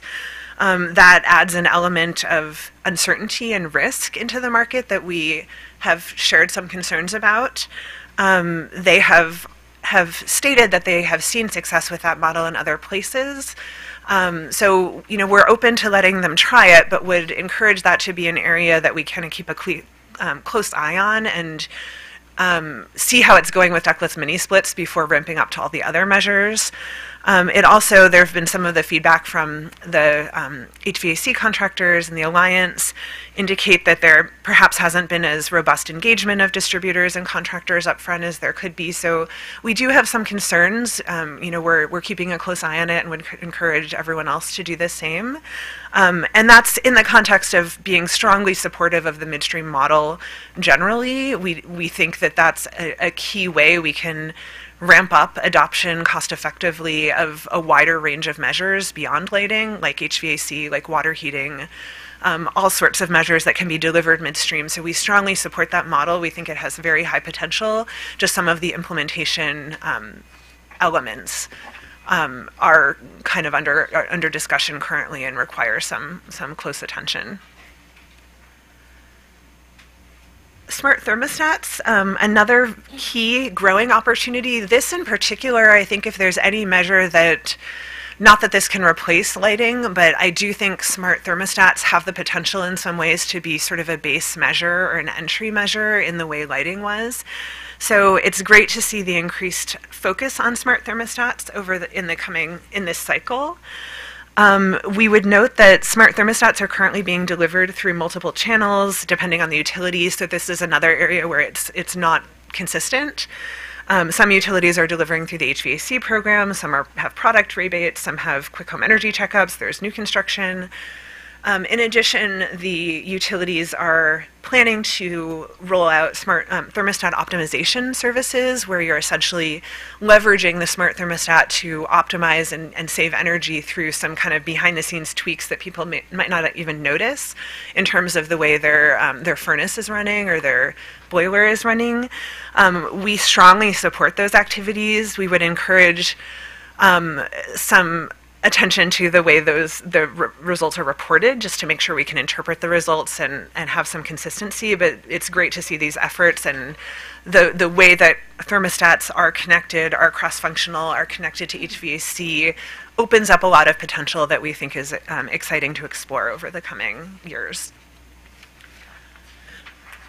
In residential new construction, again, some utilities are rolling out a concierge program to sort of support people in using their new home, which often might have a lot of new technologies and devices. So that's great to see, but again, difficult to understand the impacts because of the way it's being reported. We also have consistently recommended that the utility should consider adding some kind of a high performance tier that goes beyond Energy Star certified towards kind of a net zero type range. And they've expressed concern with the DOE Zero Energy Ready Home as a channel for that, but I think there are some other opportunities that could be looked at, whether adding on prescriptive measures or developing a high performance tier that's not tied to Zero Energy Ready homes, or working with communities on stretch codes. So continuing to kind of advance the market by getting that very high tier of performance out there in new construction is, we think, an important role for utilities and an appropriate one. It's not going to deliver a lot of savings. It's more about setting that example and model for others to follow. Moving on to the behavior programs. Just a quick question there. A couple of times now you've said it, made the recommendation or the observation that it's the reporting that is not allowing us to get the full, I guess, benefits from these programs, like the smart thermostat or this program. Do you have specific recommendations on the reporting or templates or anything like that? I'm just trying to figure out what to do with that observation or recommendation. That's a good question. I think it depends a little bit on the program. In some cases, it's about segmenting out kind of new additions. So, for example, making sure that the online marketplace is reported separately from retail appliances, or in new construction, making sure that the savings and costs for the concierge program are kind of segregated from the rest of the program. So I guess that's the main recommendation, is just making sure that we can tell kind of if there is sort of a sub-program, what the impact and results of that sub-program are, and it's not just lumped into the whole. And in terms of the other piece of that, it's more around consistency, just that because of the transition to the new cycle, there is less consistency. So some utilities have like a thermostat program that they call products, and some call it HVAC, and there's probably room to increase the consistency of how the utilities are categorizing that. We could put some thought and perhaps follow up with a specific recommendation on that in a few places. But it's also about just monitoring the results of those variable programs and then sharing the lessons learned for the more effective programs more quickly. Okay, great, thank you. I just wanted to find out if that's something you wanted us to consider, to put it in an order, or if it's something that's being worked on now at the work group level. I think we could follow up with a more specific recommendation around that. I don't know that all of it would rise to the level of needing an order at this early stage in the program rollout, but there might be a few places where your directives would be helpful. Thank you. So moving on to the limited income programs, and I've got more on this later as we kind of talk through the work group slides, but just a few program-related comments. One is that given this slow start, it's great to hear DHCD say that they believe they can still achieve their targets. That should be revisited if that doesn't seem to be the case. And then just coordination between the DHCD delivered programs and some of the other programs in a few places is an opportunity. The slide mentions the DR programs, for example, that there are opportunities to streamline enrollment of limited income customers into DR by working through DHCD's contractors. Similar opportunities exist and coordination opportunities exist with Quick Home Energy Checkup as well, which may also interact with low-income customers. So just making sure those efforts are coordinated and we're fully taking advantage of opportunities to support low-income customers in accessing other Empower services and savings. Moving on to the behavior programs, really these are more a few observations rather than recommendations. We've been very engaged in the behavior work group and are excited to see the progress on the budget billing pilot and so forth. But it is notable that behavior programs are contributing a substantial amount of portfolio savings, up to around 50%, and they are taking only about 10 to 16% of the spending, which is both an opportunity and a risk. We tend to feel that the programs are at a good level right now, and the way to think about them is really the opportunity they provide as a platform for other types of customer engagement. So we shouldn't be thinking about behavior programs just as a direct source of savings, although that they do provide direct savings, but also as that platform, and really making sure we're leveraging that engagement platform for high bill alerts and personalized web portals and tips, and just being able to take advantage of the level of personalization we have, and particularly being able to tap into AMI in Maryland, which is great. BGE's Smart Energy Manager program in particular is has really done a lot and is a good model for that, and we think other utilities can probably do more along those lines. For the Ms. demand. Levin, recognizing we just have 2 or 3 minutes left and you have a lot of slides left. Okay.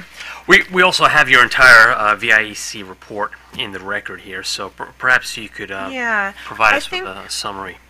Okay, so I'll just go through a couple highlights. Skipping to the slide on other program recommendations.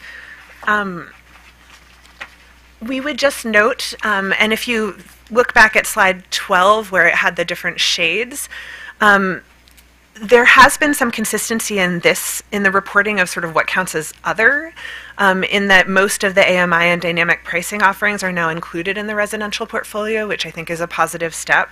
BG&E is still reporting dynamic pricing under, PEPCO is reporting it under other. So most of the other is CVR and distribution transformers. We just wanted to mention that we think this needs a look from an evaluation perspective, and that this would be a good place for the Commission to direct Itron and the utilities to look at the savings methodology. And it's also important to make sure that this doesn't become too big a contributor to the 2% goal, because we don't want it to displace other customer-focused efforts. So that's one note. 30 and 31. And then I'll skip ahead to David, Mr. Hill, Dr. Hill, was able to speak to some of the big picture thoughts. So I'll skip ahead to some of the key workgroup deliverables on slide 31. So for the electric gas coordination, just moving quickly to establish coordinated programs. And we would also flag that we're not sure of the status of exploration of coordinated behavior programs, but that could be an opportunity as well if they are not currently coordinated between, for example, Washington Gas and PEPCO sending reports to the same customers. So that could be something to take a look at. We've listed some specific dates here that you can look at later. With the home performance coordination, they've proposed a 2-phase rollout of the electric and gas measures, and we don't see why that needs to take quite so long.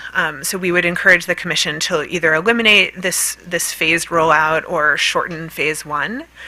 And similarly to this kind of verges on the home performance work group,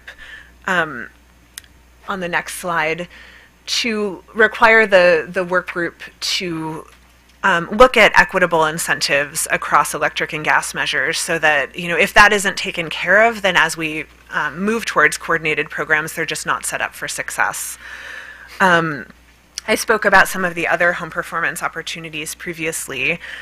So we suggested some action steps for the appliance and HVAC work groups, and those are sort of listed here, but we do think there's an opportunity for the Commission to direct the work groups to report back on specific aspects of their transition to midstream. On the limited income work group, we would like more engagement of the work group in some of the new initiative planning, such as the Baltimore City MEET program, the Maryland Energy Efficiency Tune-Up program. We would also like the Commission to require DHCD and Washington Gas to have their contract terms settled by January 1st, 2019, so they can begin working together in a more complete way. And to engage with the Apprise report. I won't go through these recommendations here, but we were really, it's a great resource to have in Maryland, to have this report. It's great that DHCD provided data. And there are some good opportunities here to target outreach to low-income populations more effectively and through strategies like overcoming language barriers and people who may not have internet access. So we really encourage DHCD and stakeholders to engage with that report and the Commission to review that as a resource. And then on other work groups, just to flag that we've previously recommended a couple of other work groups that have not yet been chartered, in particular a work group focused on the program investigation, design, and development pilots. And that could be a way to provide more of a stakeholder lens into what's going on there, both in how the existing pilots are going and potentially prioritizing new pilot ideas. So that's probably the high priority one. I do think there's some opportunities around codes and standards as well. And I'm going to close by just taking a short moment to talk for a second about kind of how we get from here to there in terms of addressing this lighting transition that we talked about previously. And in preparing for all these grid-related opportunities, we did have some additional discussion about that as well. And I really think of it as kind of a two-stage process. There's stage one, make sure we're getting as much savings as possible out of the energy efficiency programs, and that's going to require a lot of creativity and a lot of portfolio diversification. It's going to require new models like midstream and really getting those right and working at scale. It's going to require a much more integrated use of data and really leveraging all the AMI and the smart devices and the technologies in a way that's more continuous and fully leveraging that opportunity. And through those efforts, we will be able to get more savings. It's a particular concern in the residential sector. The commercial sector, like if you look at that Efficiency Vermont graph, that's covering both residential and commercial and industrial. And commercial, there's a lot of good savings into the future. We're not, including from lighting, and we're not as worried about that. Residential, we really are going to see the savings drop off dramatically if we don't get really engaged and creative. So we do need to focus on that. And even with that focus, it is likely that the residential programs will be somewhat more expensive and may deliver less overall savings than they used to. And that's okay, but it's very important that we look for ways to also leverage the amazing infrastructure that the state has invested in through Empower, all the trade allies, the program designs, the customer engagement. We know how through Empower to get clean energy measures into customers' homes. And that's an incredible infrastructure that we now need to figure out how to leverage for a broader variety of things, for storage, for renewable energy, for greater load shifting and demand management and demand response, even beyond what's currently happening in Empower and electric vehicles. So figuring out how we unlock that potential in ways that build on the success we've had in the efficiency world and continue to keep efficiency as an essential building block is really the opportunity before us. And it's something we're excited to be working on with OPC over the coming years as we look ahead to the next cycle. Thank you, Ms. Levin, and I recognize that you had to wrap it up quickly, but I think you successfully managed to get your points across. Do commissioners have any final questions for this panel? Great. Thank you very much, Dr. Hill. Good to meet you, Ms. Levin and Mr. Raker.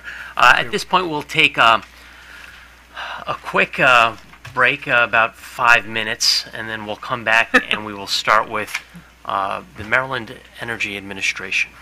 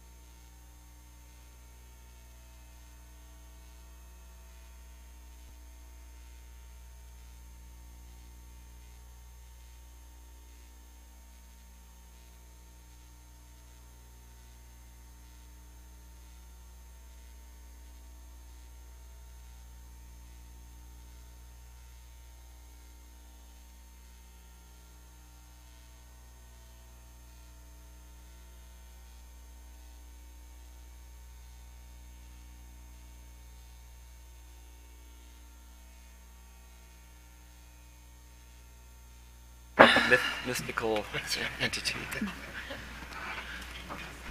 Thank you. We'd like to acknowledge now our friends and visitors from the Maryland Energy Administration. Because we're a little bit backed up on time, MEA is allotted for about 30 minutes, so we will give them until 12:25 for their presentation and our questions. Director Tung, good to see you again. Good to see you again, too. Good morning, Mr. Chairman and Commissioners. Michelle Honig, Assistant Attorney General. And of course, with us today is Dr. Tung, and also John Fiastro, MEA's Director of Policy, and Cindy Osorto, MEA's Empower Program Manager. Ms. Osorto was instrumental in preparing the comments that MEA submitted on October 15th. And with that, I turn it over to Dr. Tung. Thank you. Mr. Chairman, members of the Commission, again, I'm Mary Beth Tung. I'm the Director of Maryland Energy Administration. I just have a few comments to sort of kick it off for Ms. Osorto's comments.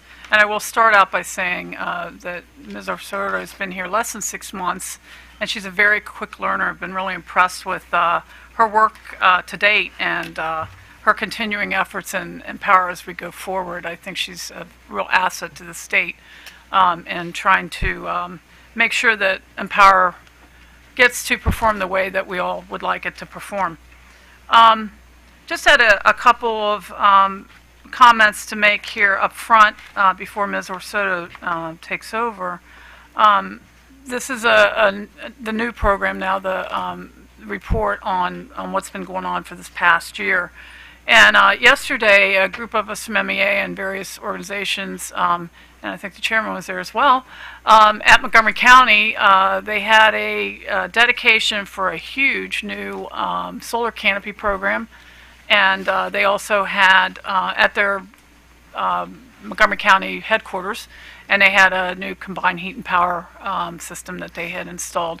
And this is a system that can be taken off the grid in the case of a power failure, and it can operate independently. And during normal times would be operating. And yesterday they announced that they were actually putting power back into the grid during the time we were there. So a lot of money, it was $900,000 I think, came from the Empower program for that project, for those 2 projects. And they have other things in the pipeline. So 2 things I just wanted to give a shout out to Montgomery County and their efforts, and to PEPCO for their support through the Empower program for those projects. A couple things too, I think OPC and VEIC touched on a few comments that we'll be talking about. The need for additional avenues for energy efficiency savings, and Ms. Osorto is going to be talking about some of those. Beyond lighting and behavioral, I do think there's still lighting behavioral. I know people have said there's a lot of low-hanging fruit that's been picked, but I think there's still a lot of low-hanging fruit out there, but we obviously need to move beyond that. Another comment I'd like to make is on the logos. We had briefly mentioned that in our comments, and branding. And with my background as an intellectual property attorney, I know how important branding is.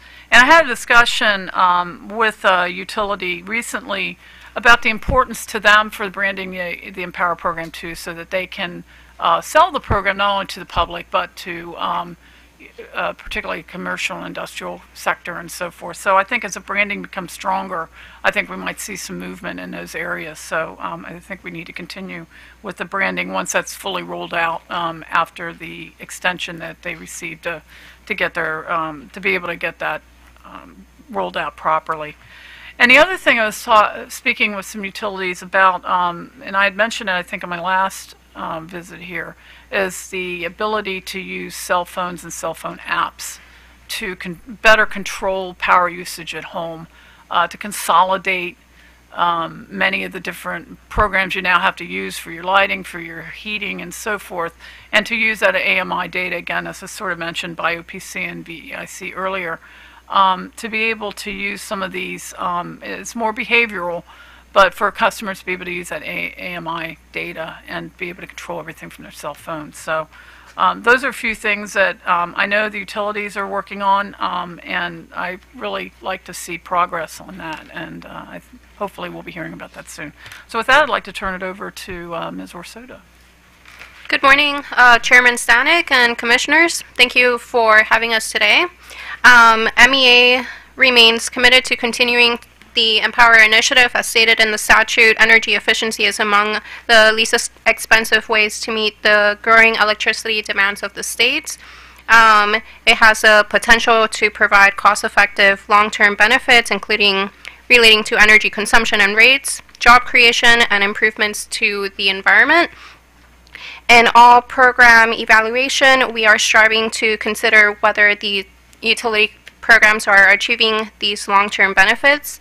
As such, MEA has continued to be involved in Empower workgroup discussions, as well as non-Empower related MEA programs, such as the Clean Energy Communities Low to Middle Income Grant Program, which provides grants to nonprofits and local governments to make energy efficiency upgrades, as well as the Matthias Agriculture Energy Efficiency Grant Program, which provides competitive grants to farms and agricultural businesses. Of special note is that this program inspired Delmarva's Family Farms program, which began in this year, in 2018, and MEA is continuing to provide feedback on participant recruitment as well as any other needs. MEA is always happy to share any lessons learned with any of our programs, and is always willing to engage in any discussions. In terms of utility performance, as has already been mentioned, with the exception of Washington Gas, all the utilities have experienced at least satisfactory performance during this first half of 2018. For BGE, they are on track to meet their annual energy sales saving goals in both residential and commercial programs. They have been an active and innovative participant overall, including through their donation plans of 1.5 million LEDs to limited income customers throughout through the Maryland Food Bank. They also have a new smart thermostats and optimization program and a new online marketplace that provides instant rebates for energy efficiency products. And they also have a pilot proposal for the creation of a nonprofit energy advance pilot, all of which MEA strongly supports.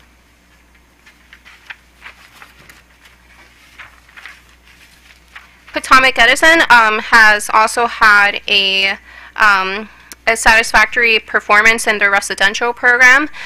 They are behind in their commercial and industrial program, partly due to a change in contractors. However, they still expect to be on track for their 2018 to 2020 program cycle, and MEA looks forward to receiving more details as to how they will be meeting their overall program cycle target. MEA is always happy to hear that they are providing trainings to contractors, including the residential new construction program, small business audit with direct installation program, prescriptive program, and custom program. For Delmarva, they are also on track, having met 1.01% of their annual target. They have performed exceptionally well in the residential new construction program, having met 208% of their 2018 energy savings target, which may partly due to having provided technical bulletins that outlines best practices to builders. For Pepco, they had the strongest overall performance of all utilities. They met 1.57% of their annual target, with several high-performing programs in both the residential and non-residential areas. One piece of potential concern is looking into one of the major contractors that was suspended for performance concerns, as was mentioned in the report. That is something MEA is going to be looking more into. But PEPCO has said that it should not affect their long-term performance in the small business program. SMECO is on track to meet their annual target of 1.93% by having met 0.83% of energy sales savings. We are especially interested in monitoring their performance in the Helping Members campaign, which is targeted towards limited income customers receiving energy efficient lighting. This could be a very cost effective way of promoting limited income programs. And SMECO is innovating this program, so we will be keeping an eye out. WGL during this half had no energy savings to report, and we would also like to see new forecasted savings that would reflect this this performance. And we also look forward to seeing some reports, some savings next semi-annual report.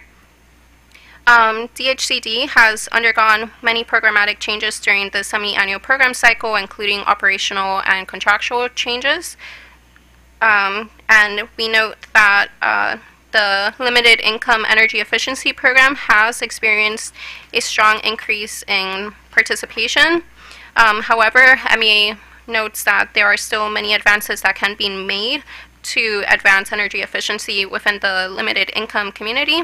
And we look forward to having further discussion in the limited income work group to see how we can strengthen these programs.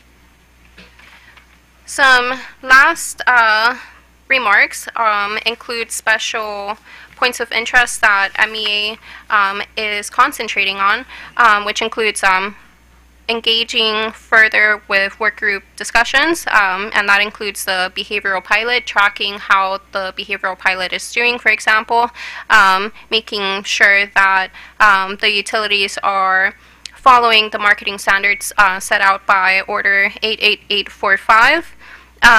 MEA also recognizes that there are opportunities available for participation of third parties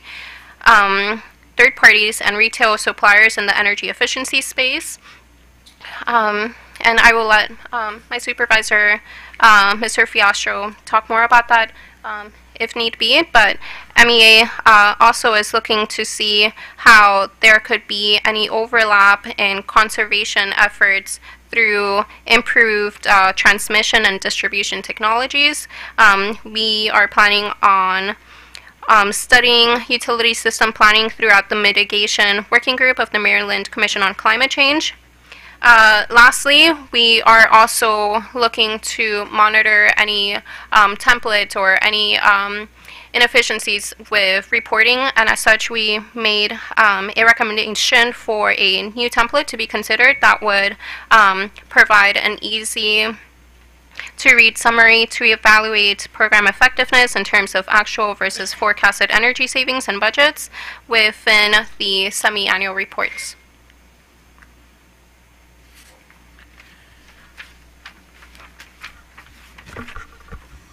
I think that concludes our formal comments. We're ready for questions, Mr. Chairman. Thank you, Mr. Fiastro. Nice job, Ms. Orsoto. So, at yesterday's event, as alluded to by Director Tung, Montgomery County activated 2 new large microgrids, which may not have been possible but for funding and support provided both by MEA and through Empower funds. Empower funds, I believe it was close to $1 million. Mm-hmm. And then MEA provided a check. A check is larger than one of these television sets for approximately $400,000 to $500,000.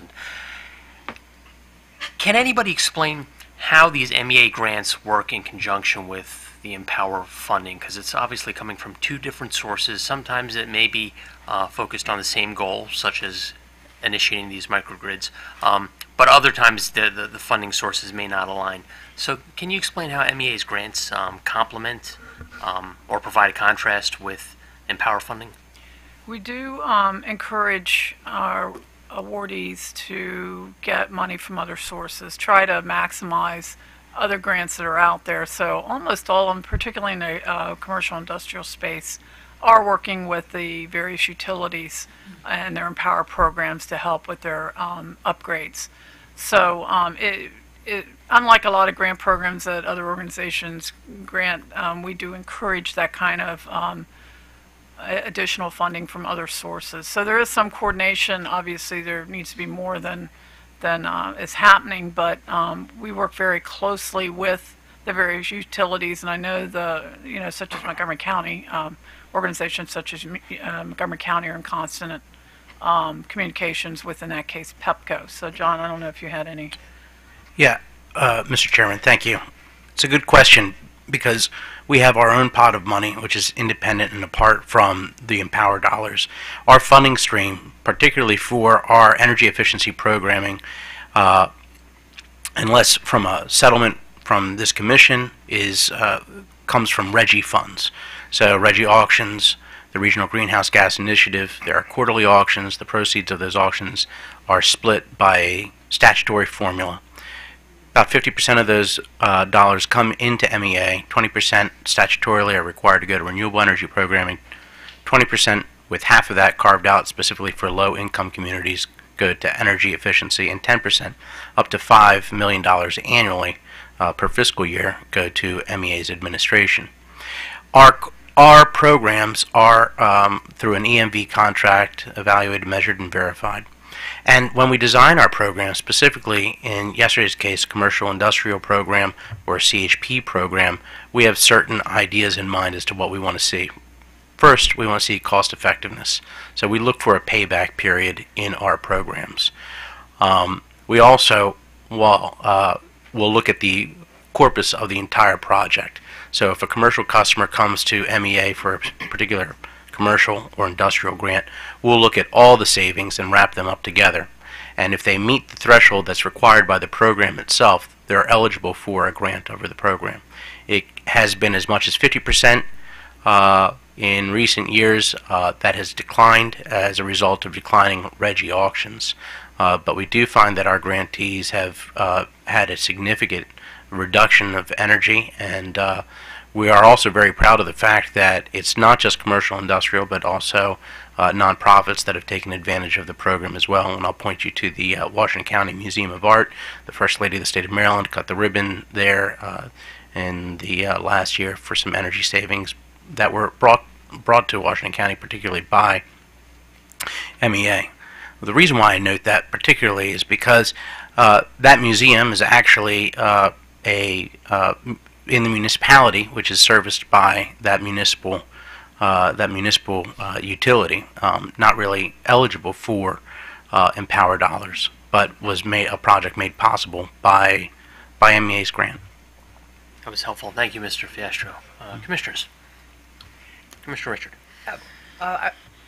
Like OPC, I was very interested that in your comments, your filing, that you talk about some of the future of Empower and how our grid modernization program and transmission distribution can provide, I guess, resources can provide savings for our Empower program, and I say savings, energy savings. Mm-hmm. Can you tell me a little more about what you are doing as you plan for beyond this cycle to the next cycle to really explore those areas and how we might shape those programs, both our grid modernization programs and things that may need to be shaped in the overall Empower program to see if we can derive value from these improvements in our grid? Sure. And Dr. Tung, would you like to talk about transmission, that piece first, and then I can talk about the OPC piece? Sure. Yeah, we've just started looking into potential savings in the actual transmission of power, which has a loss in power from remote locations, which makes sense when you don't want power plants sitting in the middle of the neighborhood, so you've got a loss in transmission. And there are certain materials for transmission lines. I know there's efficiencies in substations and that kind of thing.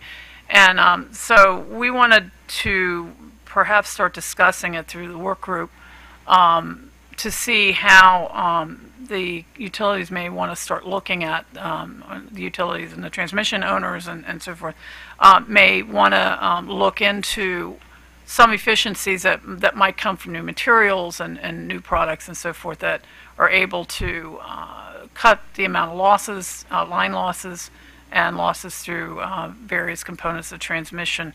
So it's at its infancy. I don't have any real details on it because we've just started looking at it.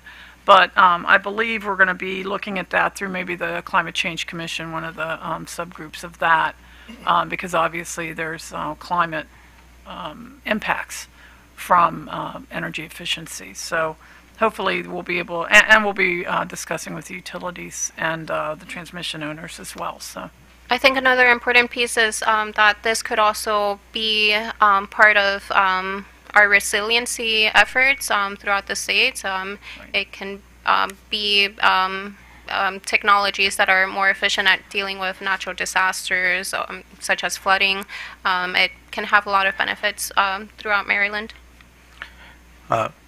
Commissioner Richard, I think part of the question, I'd point you to our concluding comments in which we talk about discussing about the opportunities for third parties to participate in the Empower program. So we've talked a lot about this, and not just in MEA particularly, but with energy suppliers and through the Commission's Public Conference 44 Working Group, the Customer Choice and Competitive Markets Working Group. Stakeholders there have advised that they can actually participate. They could participate and may even have the interest in participating in energy efficiency projects within the state. Now, how would that take place? Well, that's one of the discussions that MEA would like to lead and intends to lead and intends to report back to this commission in spring. But since we're on the subject, let's talk about a few of the opportunities. There is the opportunity potentially for utilities to procure energy savings from energy suppliers. Now imagine an opportunity where a supplier would create a host of savings and be able to auction that saving back to a utility or sell it back to a utility. So there is a mechanism by which we could procure. Certainly it hasn't been fleshed out beyond concept, but there is a way that utilities could actually look for savings and have suppliers or third-party providers in the marketplace bring those savings for consideration and for counting. Obviously, there are EMV concerns. We have to talk about how they would be counted, how we're going to dissuade from the counting of free ridership, but there are savings there that could be counted. We'd like to explore that. We also note that in a few minutes we'll be talking with some of the Commission will be hearing from some of the working group leaders. MEA and Cindy, Mr. Sorto will participate on that panel. But the financing group talks about on-bill financing for utilities. There's a reference to an Illinois program. And I know that we may be a little ahead of ourselves in this comment, but in the event that there is supplier consolidated billing in this state, that is actually something that could be done by potentially an energy supplier. And then those could be among the suite of savings contemplated within a procurement from a utility. So we'd like to explore some of these options. We'd like to report back, and if there's anything deliverable, we'd like to deliver that to the Commission in the spring. That concludes my comment to your question. Yeah, I would just add that I think leadership from MEA and just looking at demand response and how we retain the value of the programs we've had to date, particularly in light of some of the changes that are being proposed by, not proposed anymore, the changes that have been made by PJM, and we have requiring us to look at this more now as a demand resource and not a supply resource. We need to figure out how we continue to promote those. I did want to ask also, you brought up the issue of the marketing work group and the Empower overall marketing. Well, yeah, its identity. reading your comments, you said that you had concerns about the direction. It sounded like, though, from your comments, Director Tung, that you are pleased with the direction it's going. As you know, this commission and our orders have been very supportive of OPC and your recommendation that we enhance the branding of Empower in the state. So any updates, or are you concerned, or you feel like it's on track that OPC and MEA had intended it to be? We'll see how the program rolls out, because I know that they're in the process of rebranding now, and they needed some additional time, which the commission granted, to get that rollout done right. And I was at a store several months ago before the before the rebranding has been finalized, and some of the shelf tags, they were pretty large shelf tags. Now I know some of the stores are probably smaller, and an 8-point font at the bottom is just, again, I hate to be a broken record, but an 8-point font at the bottom. It said that and it was by the light bulbs, that the program was partially supported through Empower Maryland. Well, I mean, first of all, you had to look for it, and if you did find it, I'm sure you're questioning, what Empower is. And I did like with the solar canopy and the Montgomery County project yesterday, several folks, including the utility, including Pepco, did mention very prominently that Empower had helped to, not only did Empower help to pay for it, but that it was a line item on your bill. I almost wanted to get up and cheer, but the chairman was sitting next to me, so I had to behave myself. But it's going to be interesting to see how it rolls out, but I think it's really important that folks understand where the money's coming from, and that when they take advantage of it, they've already paid for this program, so let's take advantage of it. And thirdly, it was Pepco I was talking to, and they said they understand the value of getting the branding out there and have it sort of, they have their own branding, and that's fine because that's their relationship with their customers. But having the branding uniform throughout the state as an important component of being able to speak to their customers to be able to use the program. So that was I was very pleased to hear that coming from Pepco, and I'm hoping the other utilities feel the same way. Good. Yeah, that's a good to hear. I think our last order was pretty clear that we intended that MEA and OPC be a partner in helping to develop these branding programs. So hopefully it's not. It sounds somewhat passive right now if you're just waiting to hear from the utilities. I'm hoping that the order was pretty clear that there should be a partnership there. So thank you. Thank you. So we've run out of all of our time to ask questions, so I'm going to try to be brief, and I'd ask you to try to make your responses brief, because we've got two other colleagues who may want a shot at asking some questions as well. So Dr. Tung, you mentioned AMI and using AMI more effectively. I tend to agree with that. I don't think we've even begun to scratch the surface of using AMI, especially in the efficiency arena. And that's the type of innovation that this commission specifically asked the work group in a previous order to look at piloting. And that's the kind of pilot that I think we need in this state. So we can look at behavioral modifications real time. We don't have to go through algorithms and regressions and advanced math and understand all that. You can look at the savings real time. Is that the kind of innovation you're talking about? That certainly would be a piece of it. It'd be great to be able to open my phone, be able to turn lights on and off, be able to, I can do this with there are various programs out there you can get. I have Nest on my phone. There's other competing brands that do the same thing. There are other ones where you can buy outlet modules, and you can control various outlets and hence various appliances. There's others that can control your security system. It'd be great to have that consolidated. It'd be great to have a little bit more granularity to the data coming off your AMI in real time, and be able to, we're in the 21st century now. We should get our data and the ability to control our homes and the power usage into the 21st century. Sure, and you can look at the control group and the treated group real time, and you can get it, you can see it, you can quantify it. You have real data. It's not arrived at or deemed data. It's real. I agree. Okay.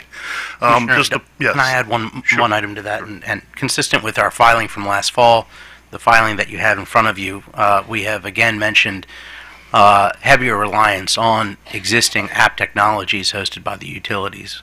even though that AMI granularity may exist, it does not necessarily exist on and through the medium that that users, that ratepayers are familiar with today. We talk about behavioral programming, but oftentimes that's via email, also via snail mail, USPS.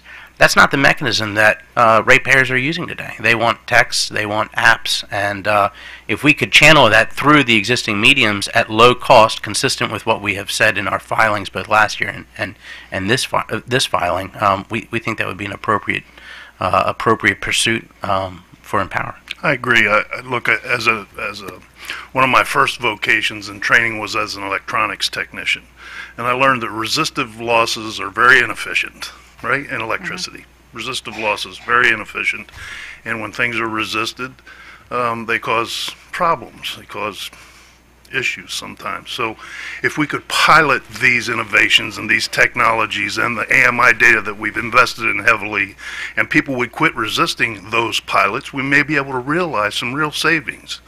And so, yeah, I'm kind of sending a message there as well, but I agree with MEA that we need to we need to be looking at that stuff. Secondarily, I want to ask you very quickly, in your written comments, you say that overall behavioral programs have become increasingly critical in meeting energy savings goals as relatively low cost in comparison to other programs. MEA will continue to monitor behavior discussions through the behavioral work group. My concern is this: there's a penchant, even one utility in the state has even admitted that their strategy is to rely more heavily on behavioral programs and to invest. That means more treatments, more emails, and there's a great debate. People think I don't believe that behavioral programs work. I do believe behavioral programs work. I just think there's a point of diminishing returns, and we pay for them long after their efficiency is and their shelf life has expired. Long after. It's a 5-year amortization. Those programs last between a year and 2, depending on who you asked, in terms of having an effective shelf life, and you pay for it. It's kind of like always paying your grocery bill on your credit card. So I would hope that MEA and their next program would look, and if you look at what Vermont did, at least according to the slide that was presented to us, they've effectively capped their reliance in their portfolio on behavioral programs. We asked for an evaluation of cap and it got vetoed, but maybe we'll keep looking at that, I'm not sure, but I hope MEA will develop some thoughts in that arena too. Yeah, I think long-term benefits and diversification of the programs that are being offered is a very important piece that we're keeping in mind. I can tell you there's interest on this commission in both of those items, so thank you very much. I appreciate it. Thank you. Thank you to the administration. We appreciate your comments. Thank you. Thank you. At this point, we're going to transition to the work group panel. We'll have representatives from a number of work groups provide comments on 4 different reports, including the midstream status report, the home performance status report, the finance work group status report, the behavior pilot proposal, and coordinated program. So if those parties could come to the table, we may not have seats to accommodate everybody, but you could also approach a podium.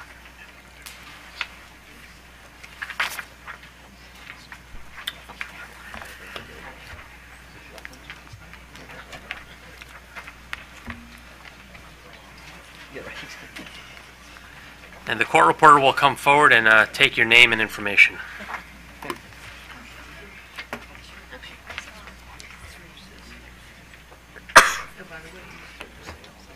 Oh, thank you. Yeah, so I think that's one slide for each. Okay, yeah.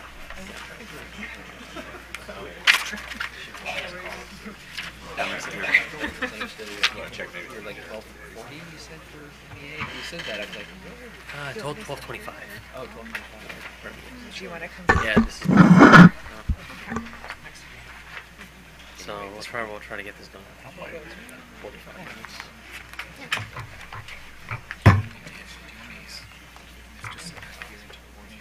Yeah. Do you want to see?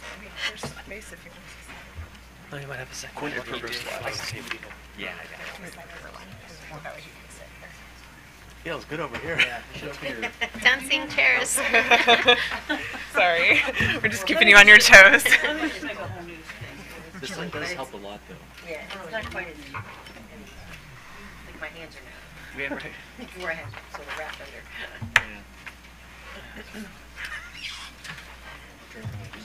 Yeah.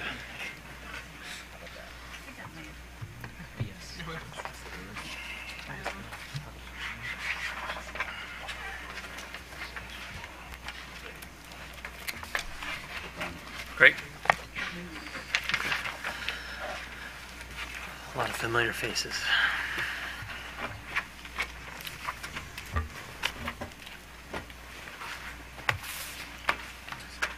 Okay.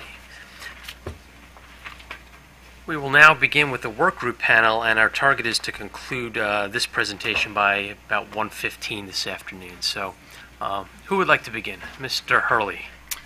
Good afternoon, Mr. Chairman and Commissioners. Dan Hurley on behalf of staff once again. This is kind of a unique panel in the annals of Empower. So what I did is I put together a brief presentation with a page per each of the work group reports that kind of give a summary. And then I guess we can go down the line and see who wants to comment on that particular slide and report, and then we can answer questions from the commission if that works. That sounds like a great plan. Okay, so the first report on the agenda was the midstream status report. The work group was directed in order number 88783 to provide a status report on the implementation of the midstream programs.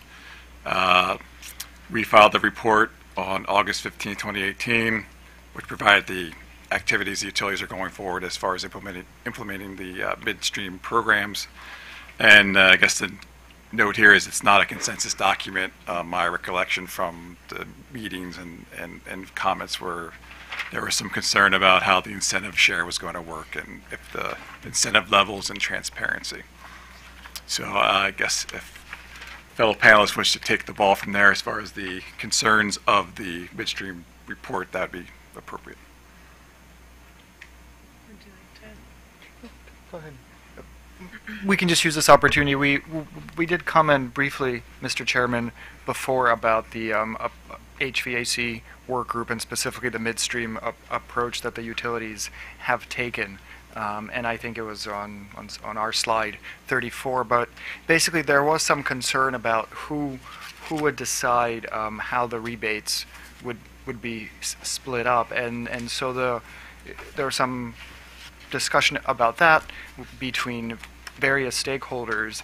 And so the approach we recommended in our report and here today was that the Commission should not allow BGE, PHI, and PE to deliver additional HVAC measures midstream until the utilities can demonstrate that the midstream program for ductless heat pumps is effective. So their BGE, PHI, and PE have and will be rolling out with the ductless mini-split heat pumps, and based on their initial analysis and reports, we'll be able to understand if the approach that they've decided to use and move forward with will be beneficial. And also, as Ms. Levin noted, SMECO rolled out with all of their HVAC measures, and so we can also use SMECO's reports to understand if the other measures that SMECO has rolled out with have been effective as well. So I'm a tad confused because I thought that the midstream was to go to the distributors, manufacturers, so that they carry more efficient equipment, and so I'm a little confused as to why we would be rebating customers if it's a midstream incentive. So I understand if you were to say this price reflects a incentive from Empower Maryland or something like that, but I'm really confused as to why we would be talking about incentives to customers if we're talking about a midstream program. That's a very good question, and there's a lot of different types of midstream program options. You can do midstream through retail, midstream through wholesale distributors, etc. One of the program design considerations is who receives the incentive. Does it go to the manufacturer? That would typically be called an upstream program, or does it go to the distributor or retailer, and or does it go to the contractor or customer?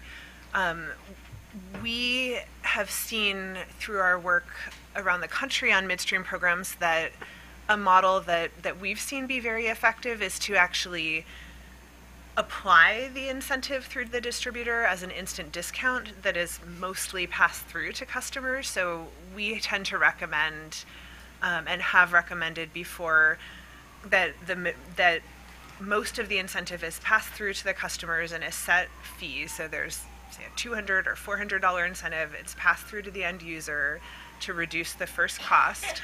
What makes it midstream is that it's applied at point of sale. It's applied by every participating distributor, so it receives a level of market penetration and adoption that can be very effective. And then typically there is also a component that remains with the distributor to help support their costs in the time it takes to report, to participate in the program, and also we're asking them to get engaged in inventory management, in sales and training and marketing, and really working with their contractor base and step up their efforts. And so they also typically receive a portion of the incentive. There are different ways to do it, but I think there are some real advantages to having a set amount that does go to the end-use customer. In particular, well, I've read your comments and I understand them, but again, yeah. It still raises some confusion to me because the whole point is not to go to the customer. That's the end-use customer, that's not midstream. That seems to me to be the end of stream, and therefore what we're trying to do is see with these midstream programs whether or not incenting the distributor to carry more energy efficiency with a understanding or somehow some kind of communication to the customer that the price reflects, this price reflects it, but that they're not getting any kind of discount or rebate because, again, to me, so I mean, I'll talk to the utilities about it. I don't want to take up a lot of time, but I think that's where my confusion lies. Perhaps it's with me not understanding the concept of midstream, but I think I'm good, so we can move on because I know time is short. Thank you. Mr. McGee, do you have something to add on this topic? I do, Mr. Chairman, and the Alliance filed comments, and it's solely on this. So it's really a procedural question to you. We can chime in now, or we can wait until our scheduled time after lunch to give our opinion. I would ask for your scheduled time at 2:30 to present those, just so we could get done with these items. But we'll keep that in mind, your comments. Thank you. Mr. Hurley. Does MEA have anything they want to say with this? No, I look forward to hearing the Alliance's comments. I think there was a very important piece made regarding making sure that licensed contractors are carrying out the work and that there's a certain level of quality that is retained if we move forward with midstream. Thank you. Just a question on just definitional. When I think this is, I'm looking at right now the VEIC report, but when it talks about the necessity of having to get buy-in from supply channels, it's necessary to maintain robust incentives initially. What exactly does that mean? Does that mean that the suppliers keep for themselves the I guess whatever we're subsidizing, or and not reflected in the price, or what? Just help me understand what that sentence means. No, I mean it's. So I agree the terminology is confusing, but what we would typically recommend is if you considered, say, a product where the downstream end-use rebate had been $400 and now you want to deliver that measure through a midstream model via distributors, we would tend to recommend that at least when you're first launching, you actually pass through that same $400 incentive to the customer and don't immediately eliminate or greatly reduce the customer incentive. And you might actually need to add, or maybe you make it $350 and then you pay the distributor $50. So typically the distributor incentive would be a small portion and the much larger portion would go to the end use customer to defray their upfront cost. because that's really one of the key barriers that customers face, is that the efficient equipment is more expensive and you want to put money towards that. The midstream model allows you to enable many more customers to benefit from that instant discount. So it's just a caution, because I think even we have, I guess, seen a lot of discussion sort of indicating, oh, well, we'll save all this money by going midstream. And I do think there is good potential that you can ramp down incentives over time. And as you're transforming the market, you can step down over time, like we've seen with PV incentives. You step them down over time. And so we can eventually expect to reduce overall incentives for these programs, but it's not an instant. We shouldn't expect that the costs will dramatically drop off immediately, because if there's not some decent sweetener in there, nobody's going to want to bother participating and going through the effort of getting engaged in the program. Okay, and I guess I'm still trying to fully understand the midstream program versus the direct rebate, because Yeah. I thought this was already a best practice, and I was not aware that it required these incentives for the suppliers. You know, I thought we were, again, reducing overall the cost of this program so we could efficiently move forward with incentivizing the sale of these And I think you efficient will. products. I mean, we've done a lot of work in this space. They're very front-loaded. Like, to be effective, you have to do a lot of engagement up front, a lot of proactive planning. You have to sort of create that platform of getting all the distributors and retailers engaged. And then once you've got it, and once they trust the utilities and they see that they're benefiting from the program, it's a lot easier to introduce new measures or modify incentive levels, et cetera, but you have to get them engaged first. And I do worry a little bit that if we skip that step here of really investing in the level of engagement needed to set up all those systems and get a very positive, have them see a really positive effect up front, that we could mess up. And there have been a lot of experiences with failed midstream programs in some states where utilities have launched and didn't do great engagement up front, or ran out, they ran out of incentive funds and ended the program really quickly, and that has actually really harmed the market. This is a market-based program, and so if the program kind of falls flat right up front, that actually could do some real long-term damage to the program. So during this startup phase, it is important to just put in the time to invest in it properly, both through engagement and not dramatically reducing incentives right off the bat. Okay, well, thank you for educating me. But OPC VEIC still recommends, you can just yes or no, this midstream versus a direct rebate. Is that still the position of VEIC? Yes, but I want to clarify that we think the midstream model is very effective. But we recommend a midstream model in which some of that incentive is passed on to the customer in the form of an instant discount. So it's a type of midstream program that we believe will be more effective. Okay, thank you. Other midstream questions? Mr. Hurley, your next report, please. So our next report is on the Home Performance with Energy Star Performance-Based Incentive Status Report. So order number 88514 directed utilities to file a progress report detailing the results from the first year of moving the program from the flat-based, cost-based incentive structure to the performance-based incentive structure. Report was filed on August 15, 2018. It included the results of the transition to the performance-based incentives and also the first quarterly true-up report that the Commission also directed the utilities to file. I don't know if utility wants to kind of go over the summary of this. This was their report they filed.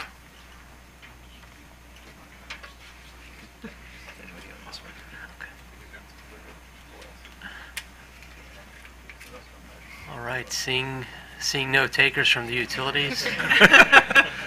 Didn't know they could do that. Okay. We'll have an opportunity to ask them later today or tomorrow. Well, I guess as a quick summary of the results of the first year, the PBI structure indicate the incentive dollars per megawatt hour of energy saved are lower than expected. The average energy savings per job has increased, and customers have engaged in larger projects, and as well as purchasing HVAC equipment upgrades. Do you know if any of the utilities have incorporated Navigant's recommendations in their true-up reports? I don't know if they incorporated them yet, but I think the next true-up report will be upcoming. We can check with the utilities. Thank you. Do commissioners have questions of on this report? Seeing none.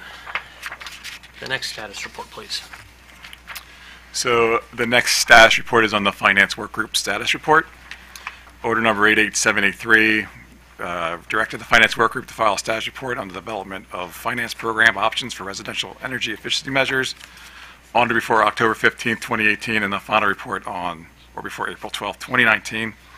The status report was filed on October 15th and provided the Commission with information on financing programs that are currently available in Maryland as well as in other states. I think the goal now for the work group is moving forward is to identify several or certain programs that might be worth looking into how effective they would be in Maryland as far as cost effectiveness, participation, and provide the Commission with a detailed analysis of several programs, and to provide the Commission with options as far as what the Commission might want to do going forward with a financing program. It could be simple as encouraging participants to look at the loans available through DHCD. It could be local financing, or it could be something like the program in Illinois or in California, where the utilities are funding major incentive dollars for loan loss reserve type programs. So going forward by April 12th, we'll see several recommendations from this work group as far as options for the Commission to consider for moving forward. Has the work group already determined that some states serve as better models than others in terms of effectuating financing that's more appropriate to utilities in Maryland? We have not determined that yet. What we put down was, we gave out homework assignments, so the utilities kind of looked at their sister utilities as far as what programs they offer. Had DHCD provide information on their programs. OPC looked at the tariff-based methodology, and the Commission staff, we looked at the California product. So moving forward, we're going to take into account what everyone thinks of these potential programs and make a recommendation to the Commission. Thank you. Other questions on the Finance Work Group report?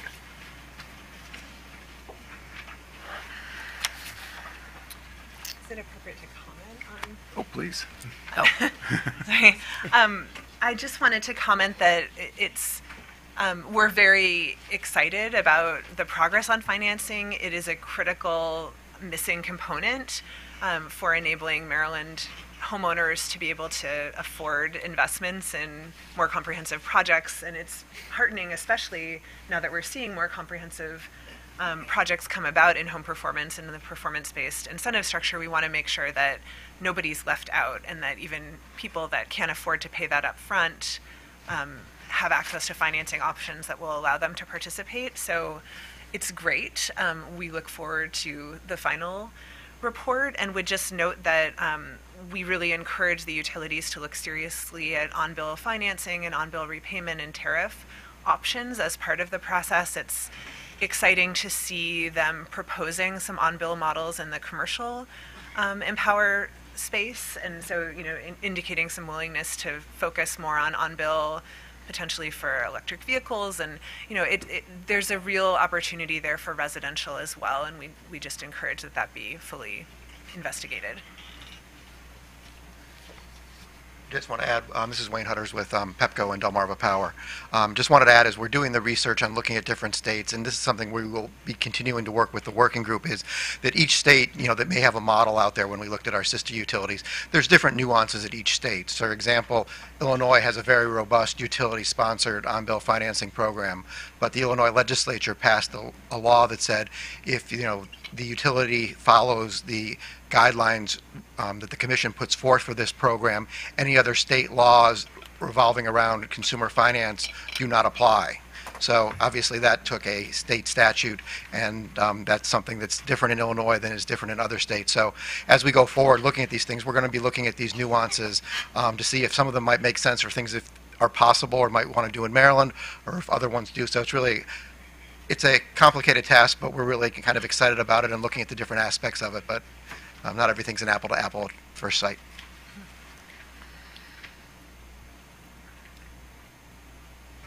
Okay, moving on. Our next report was on the behavior pilot proposal that the commission approved that was proposed back in April. The commission approved back in July. We had the updated report in August, and we had an admin meeting in September. There were some non-consensus items that the commission granted this work group an additional 30 to 45 days for us to kind of alleviate the concerns and refile the report. We had additional meetings and teleconferences, and we did reach consensus on the appropriate design of the program, and we filed that report on October 17th, 2018.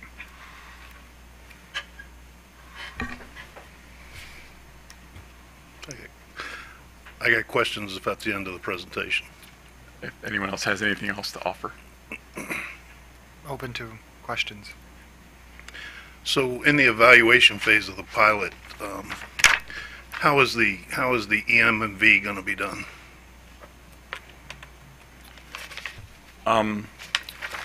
As you may recall from our discussion at the admin meeting, so there's still going to be a control and a testing group that's going to compare the different usages that's based on the specific messaging for the budget billing customers. What's the population size of those control and treatment groups?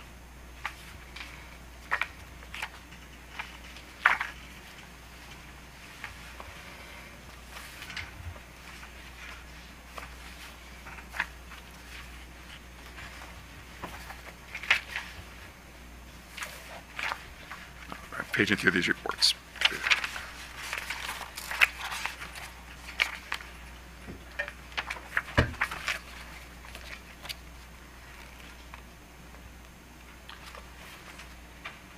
In total, SMECO has 13,733 budget billing customers.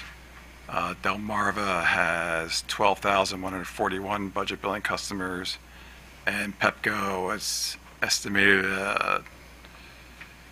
16,000 budget billing customers in their program, and I believe we're looking at a 50-50 split between the test and the control group.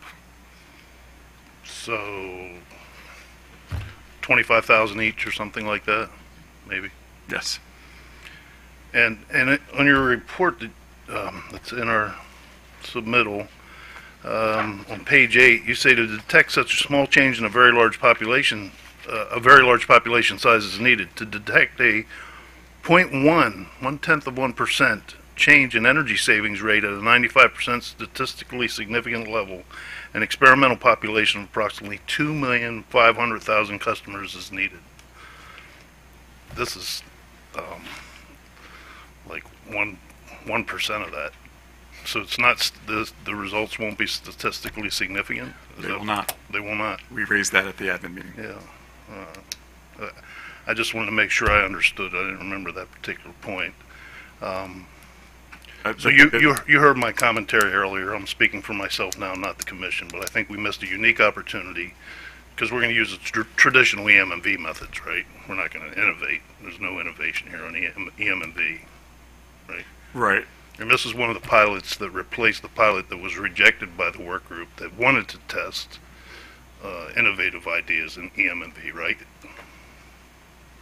I don't believe this pilot was testing innovative EM&V methodologies. Well, let me put it this way: the work group rejected, kind of out of hand almost, the suggested pilot by right. this commission. In our April 12th filing, and we do have a report due December 31st to reconsider the caps, the innovative EM&V, and other issues. So that report's upcoming. So that's still coming? That's still coming. That's due December 31st, and we're working on that, and that will be filed then. All right, because I would hate to replace something that gives us an opportunity to innovate, an opportunity to use the billion-dollar infrastructure that we've installed in I don't know how many billions, but very expensive infrastructure we installed for something like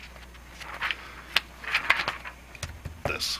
Anyway, thank you. I appreciate that. Thanks for clarifying that report's still coming. Yes.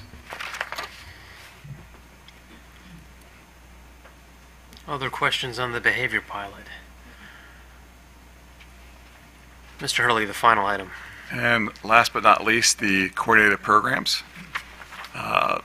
Order number 88514 directed Washington Gas to coordinate with the Natural Gas and Electric Work Group to develop measures and programs that will fall under a Natural Gas Electric Coordinated Program.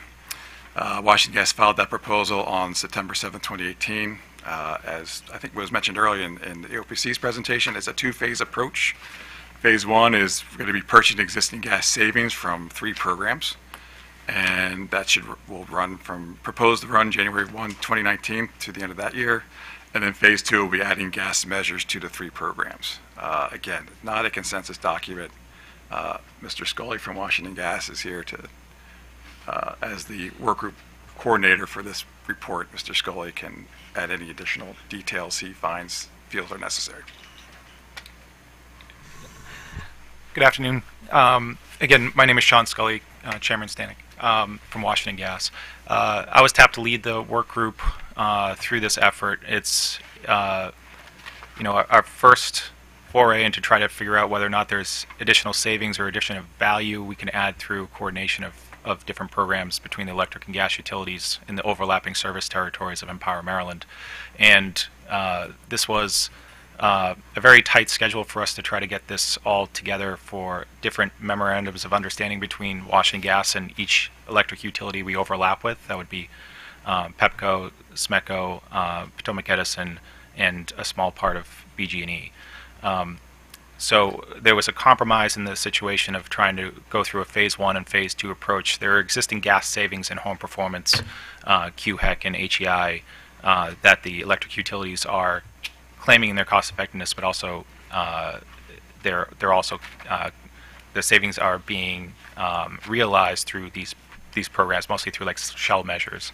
But there's also additional opportunity down the road of not just purchasing the gas savings, but adding gas measures like a furnace to the PBI or a gas water heater if the customer already has those type of equipment but needs an upgrade.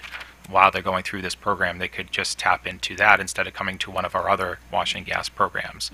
And the savings there is that you're delivering a program with lower overhead than if Washington Gas was to run its own home performance program or its own QHEC program. So ultimately, these programs we focused on were ones that they were already running by the electric utilities, and Washington Gas is not running those. Let's find a way to see if whether or not we could deliver programs where we could add additional savings to customers through lower cost delivery of programs. So that's ultimately what we're trying to move towards, though, as Mr. Hurley said, it's not a consensus document because Washington Gas was trying to get, it's consensus among the utilities, we'll put it that way, but it's not consensus among the stakeholders who have concerns of whether or not this could move forward more quickly in a different approach. And I'll let others chime in about their opinions of that process. But we think this is a pragmatic approach because there is a lot of coordination details that have to be figured out. And we also don't want to push forward with something that's not cost effective. There's going to be added processes between the utilities and the implementers to collect data, to invoice Washington Gas for the savings and such. What personnel is assigned to these programs to make sure the coordination is running effectively. And there's some cautionary tales in other jurisdictions of doing coordinated programs and then pulling them back because they were not effective. So we're just trying to be pragmatic about this and not jump all in on one phase and say let's add gas measures and buy the gas savings. There are a lot of administrative pieces to figure out.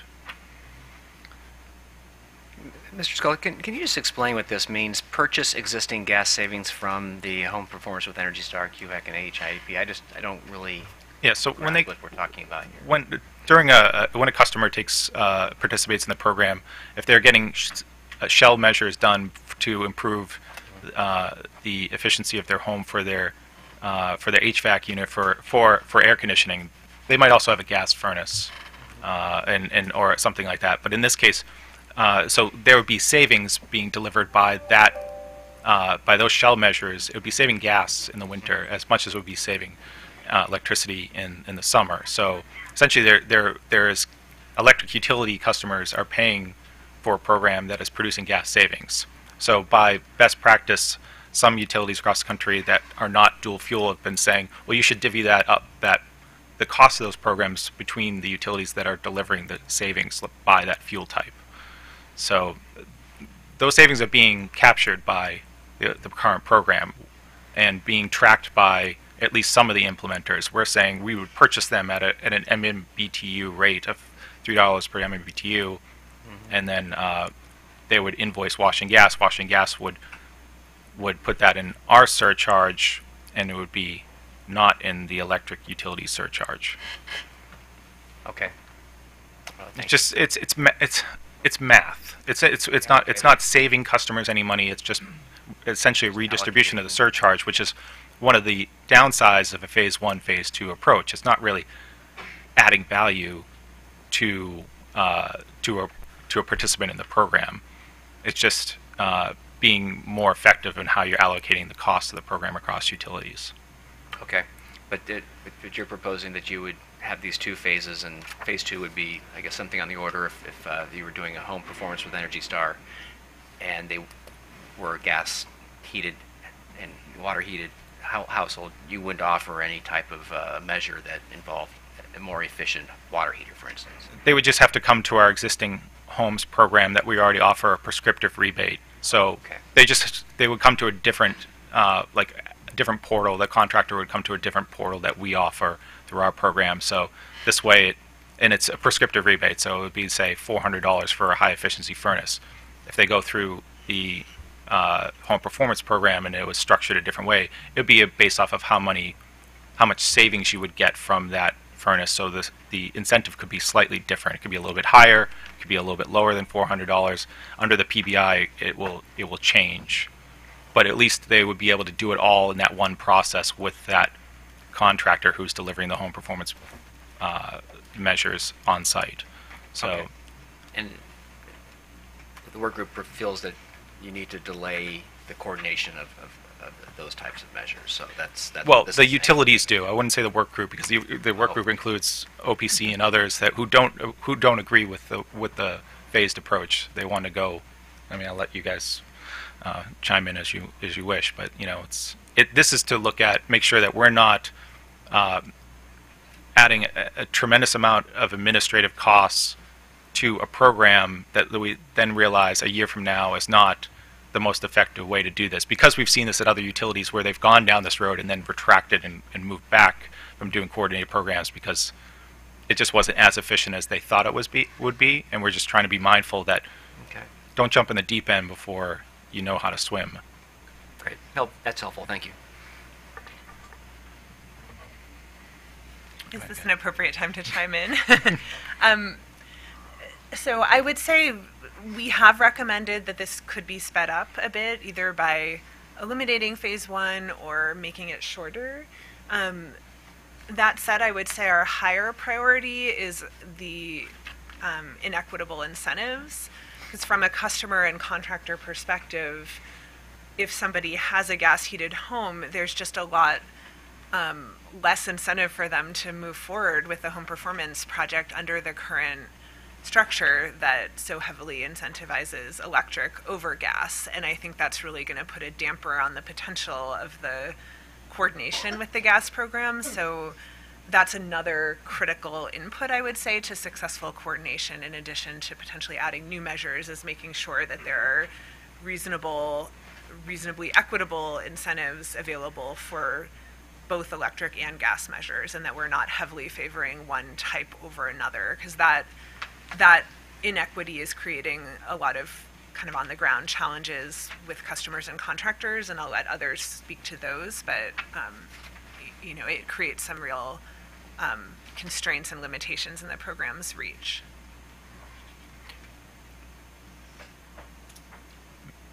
Any other questions for the gas electric coordination program panel?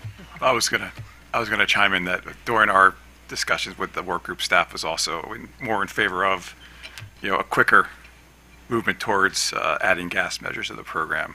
So shortening phase 1 to something less than 12 months? That would be appropriate, we think. I think they should have enough, 6 months should probably be enough time to actually get the processes in place, and then we could start adding gas measures into the mix. As far as the incentive goes, this is for, at least for the Home Performance Energy Star, it's a performance-based incentive, and both the gas and the electric incentive are up to amounts, so they can be shifted around within appropriate ranges if we find that to be necessary in the future.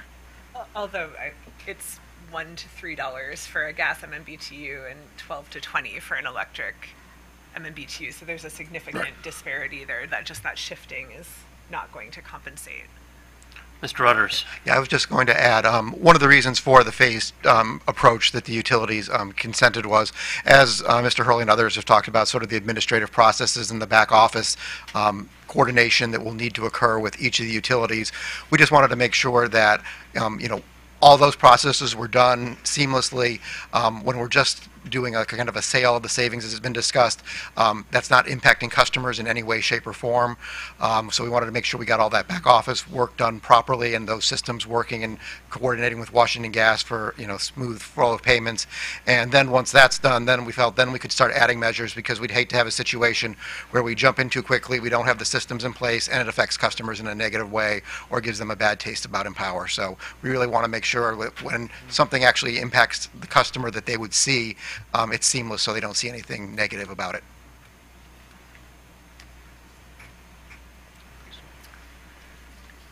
Thank you. Seeing no further questions or comments, we will conclude the morning portion of this 2-day hearing. We'll pick back up again at 2:30 this afternoon, beginning with Mr. McGee and the Alliance. For those of you who may be interested, we will be having a brief hearing in here at 2 o'clock today regarding the quarterly results of the standard offer service auctions. That will run from 2 o'clock to 2:30. So just be mindful that you shouldn't leave anything in this room.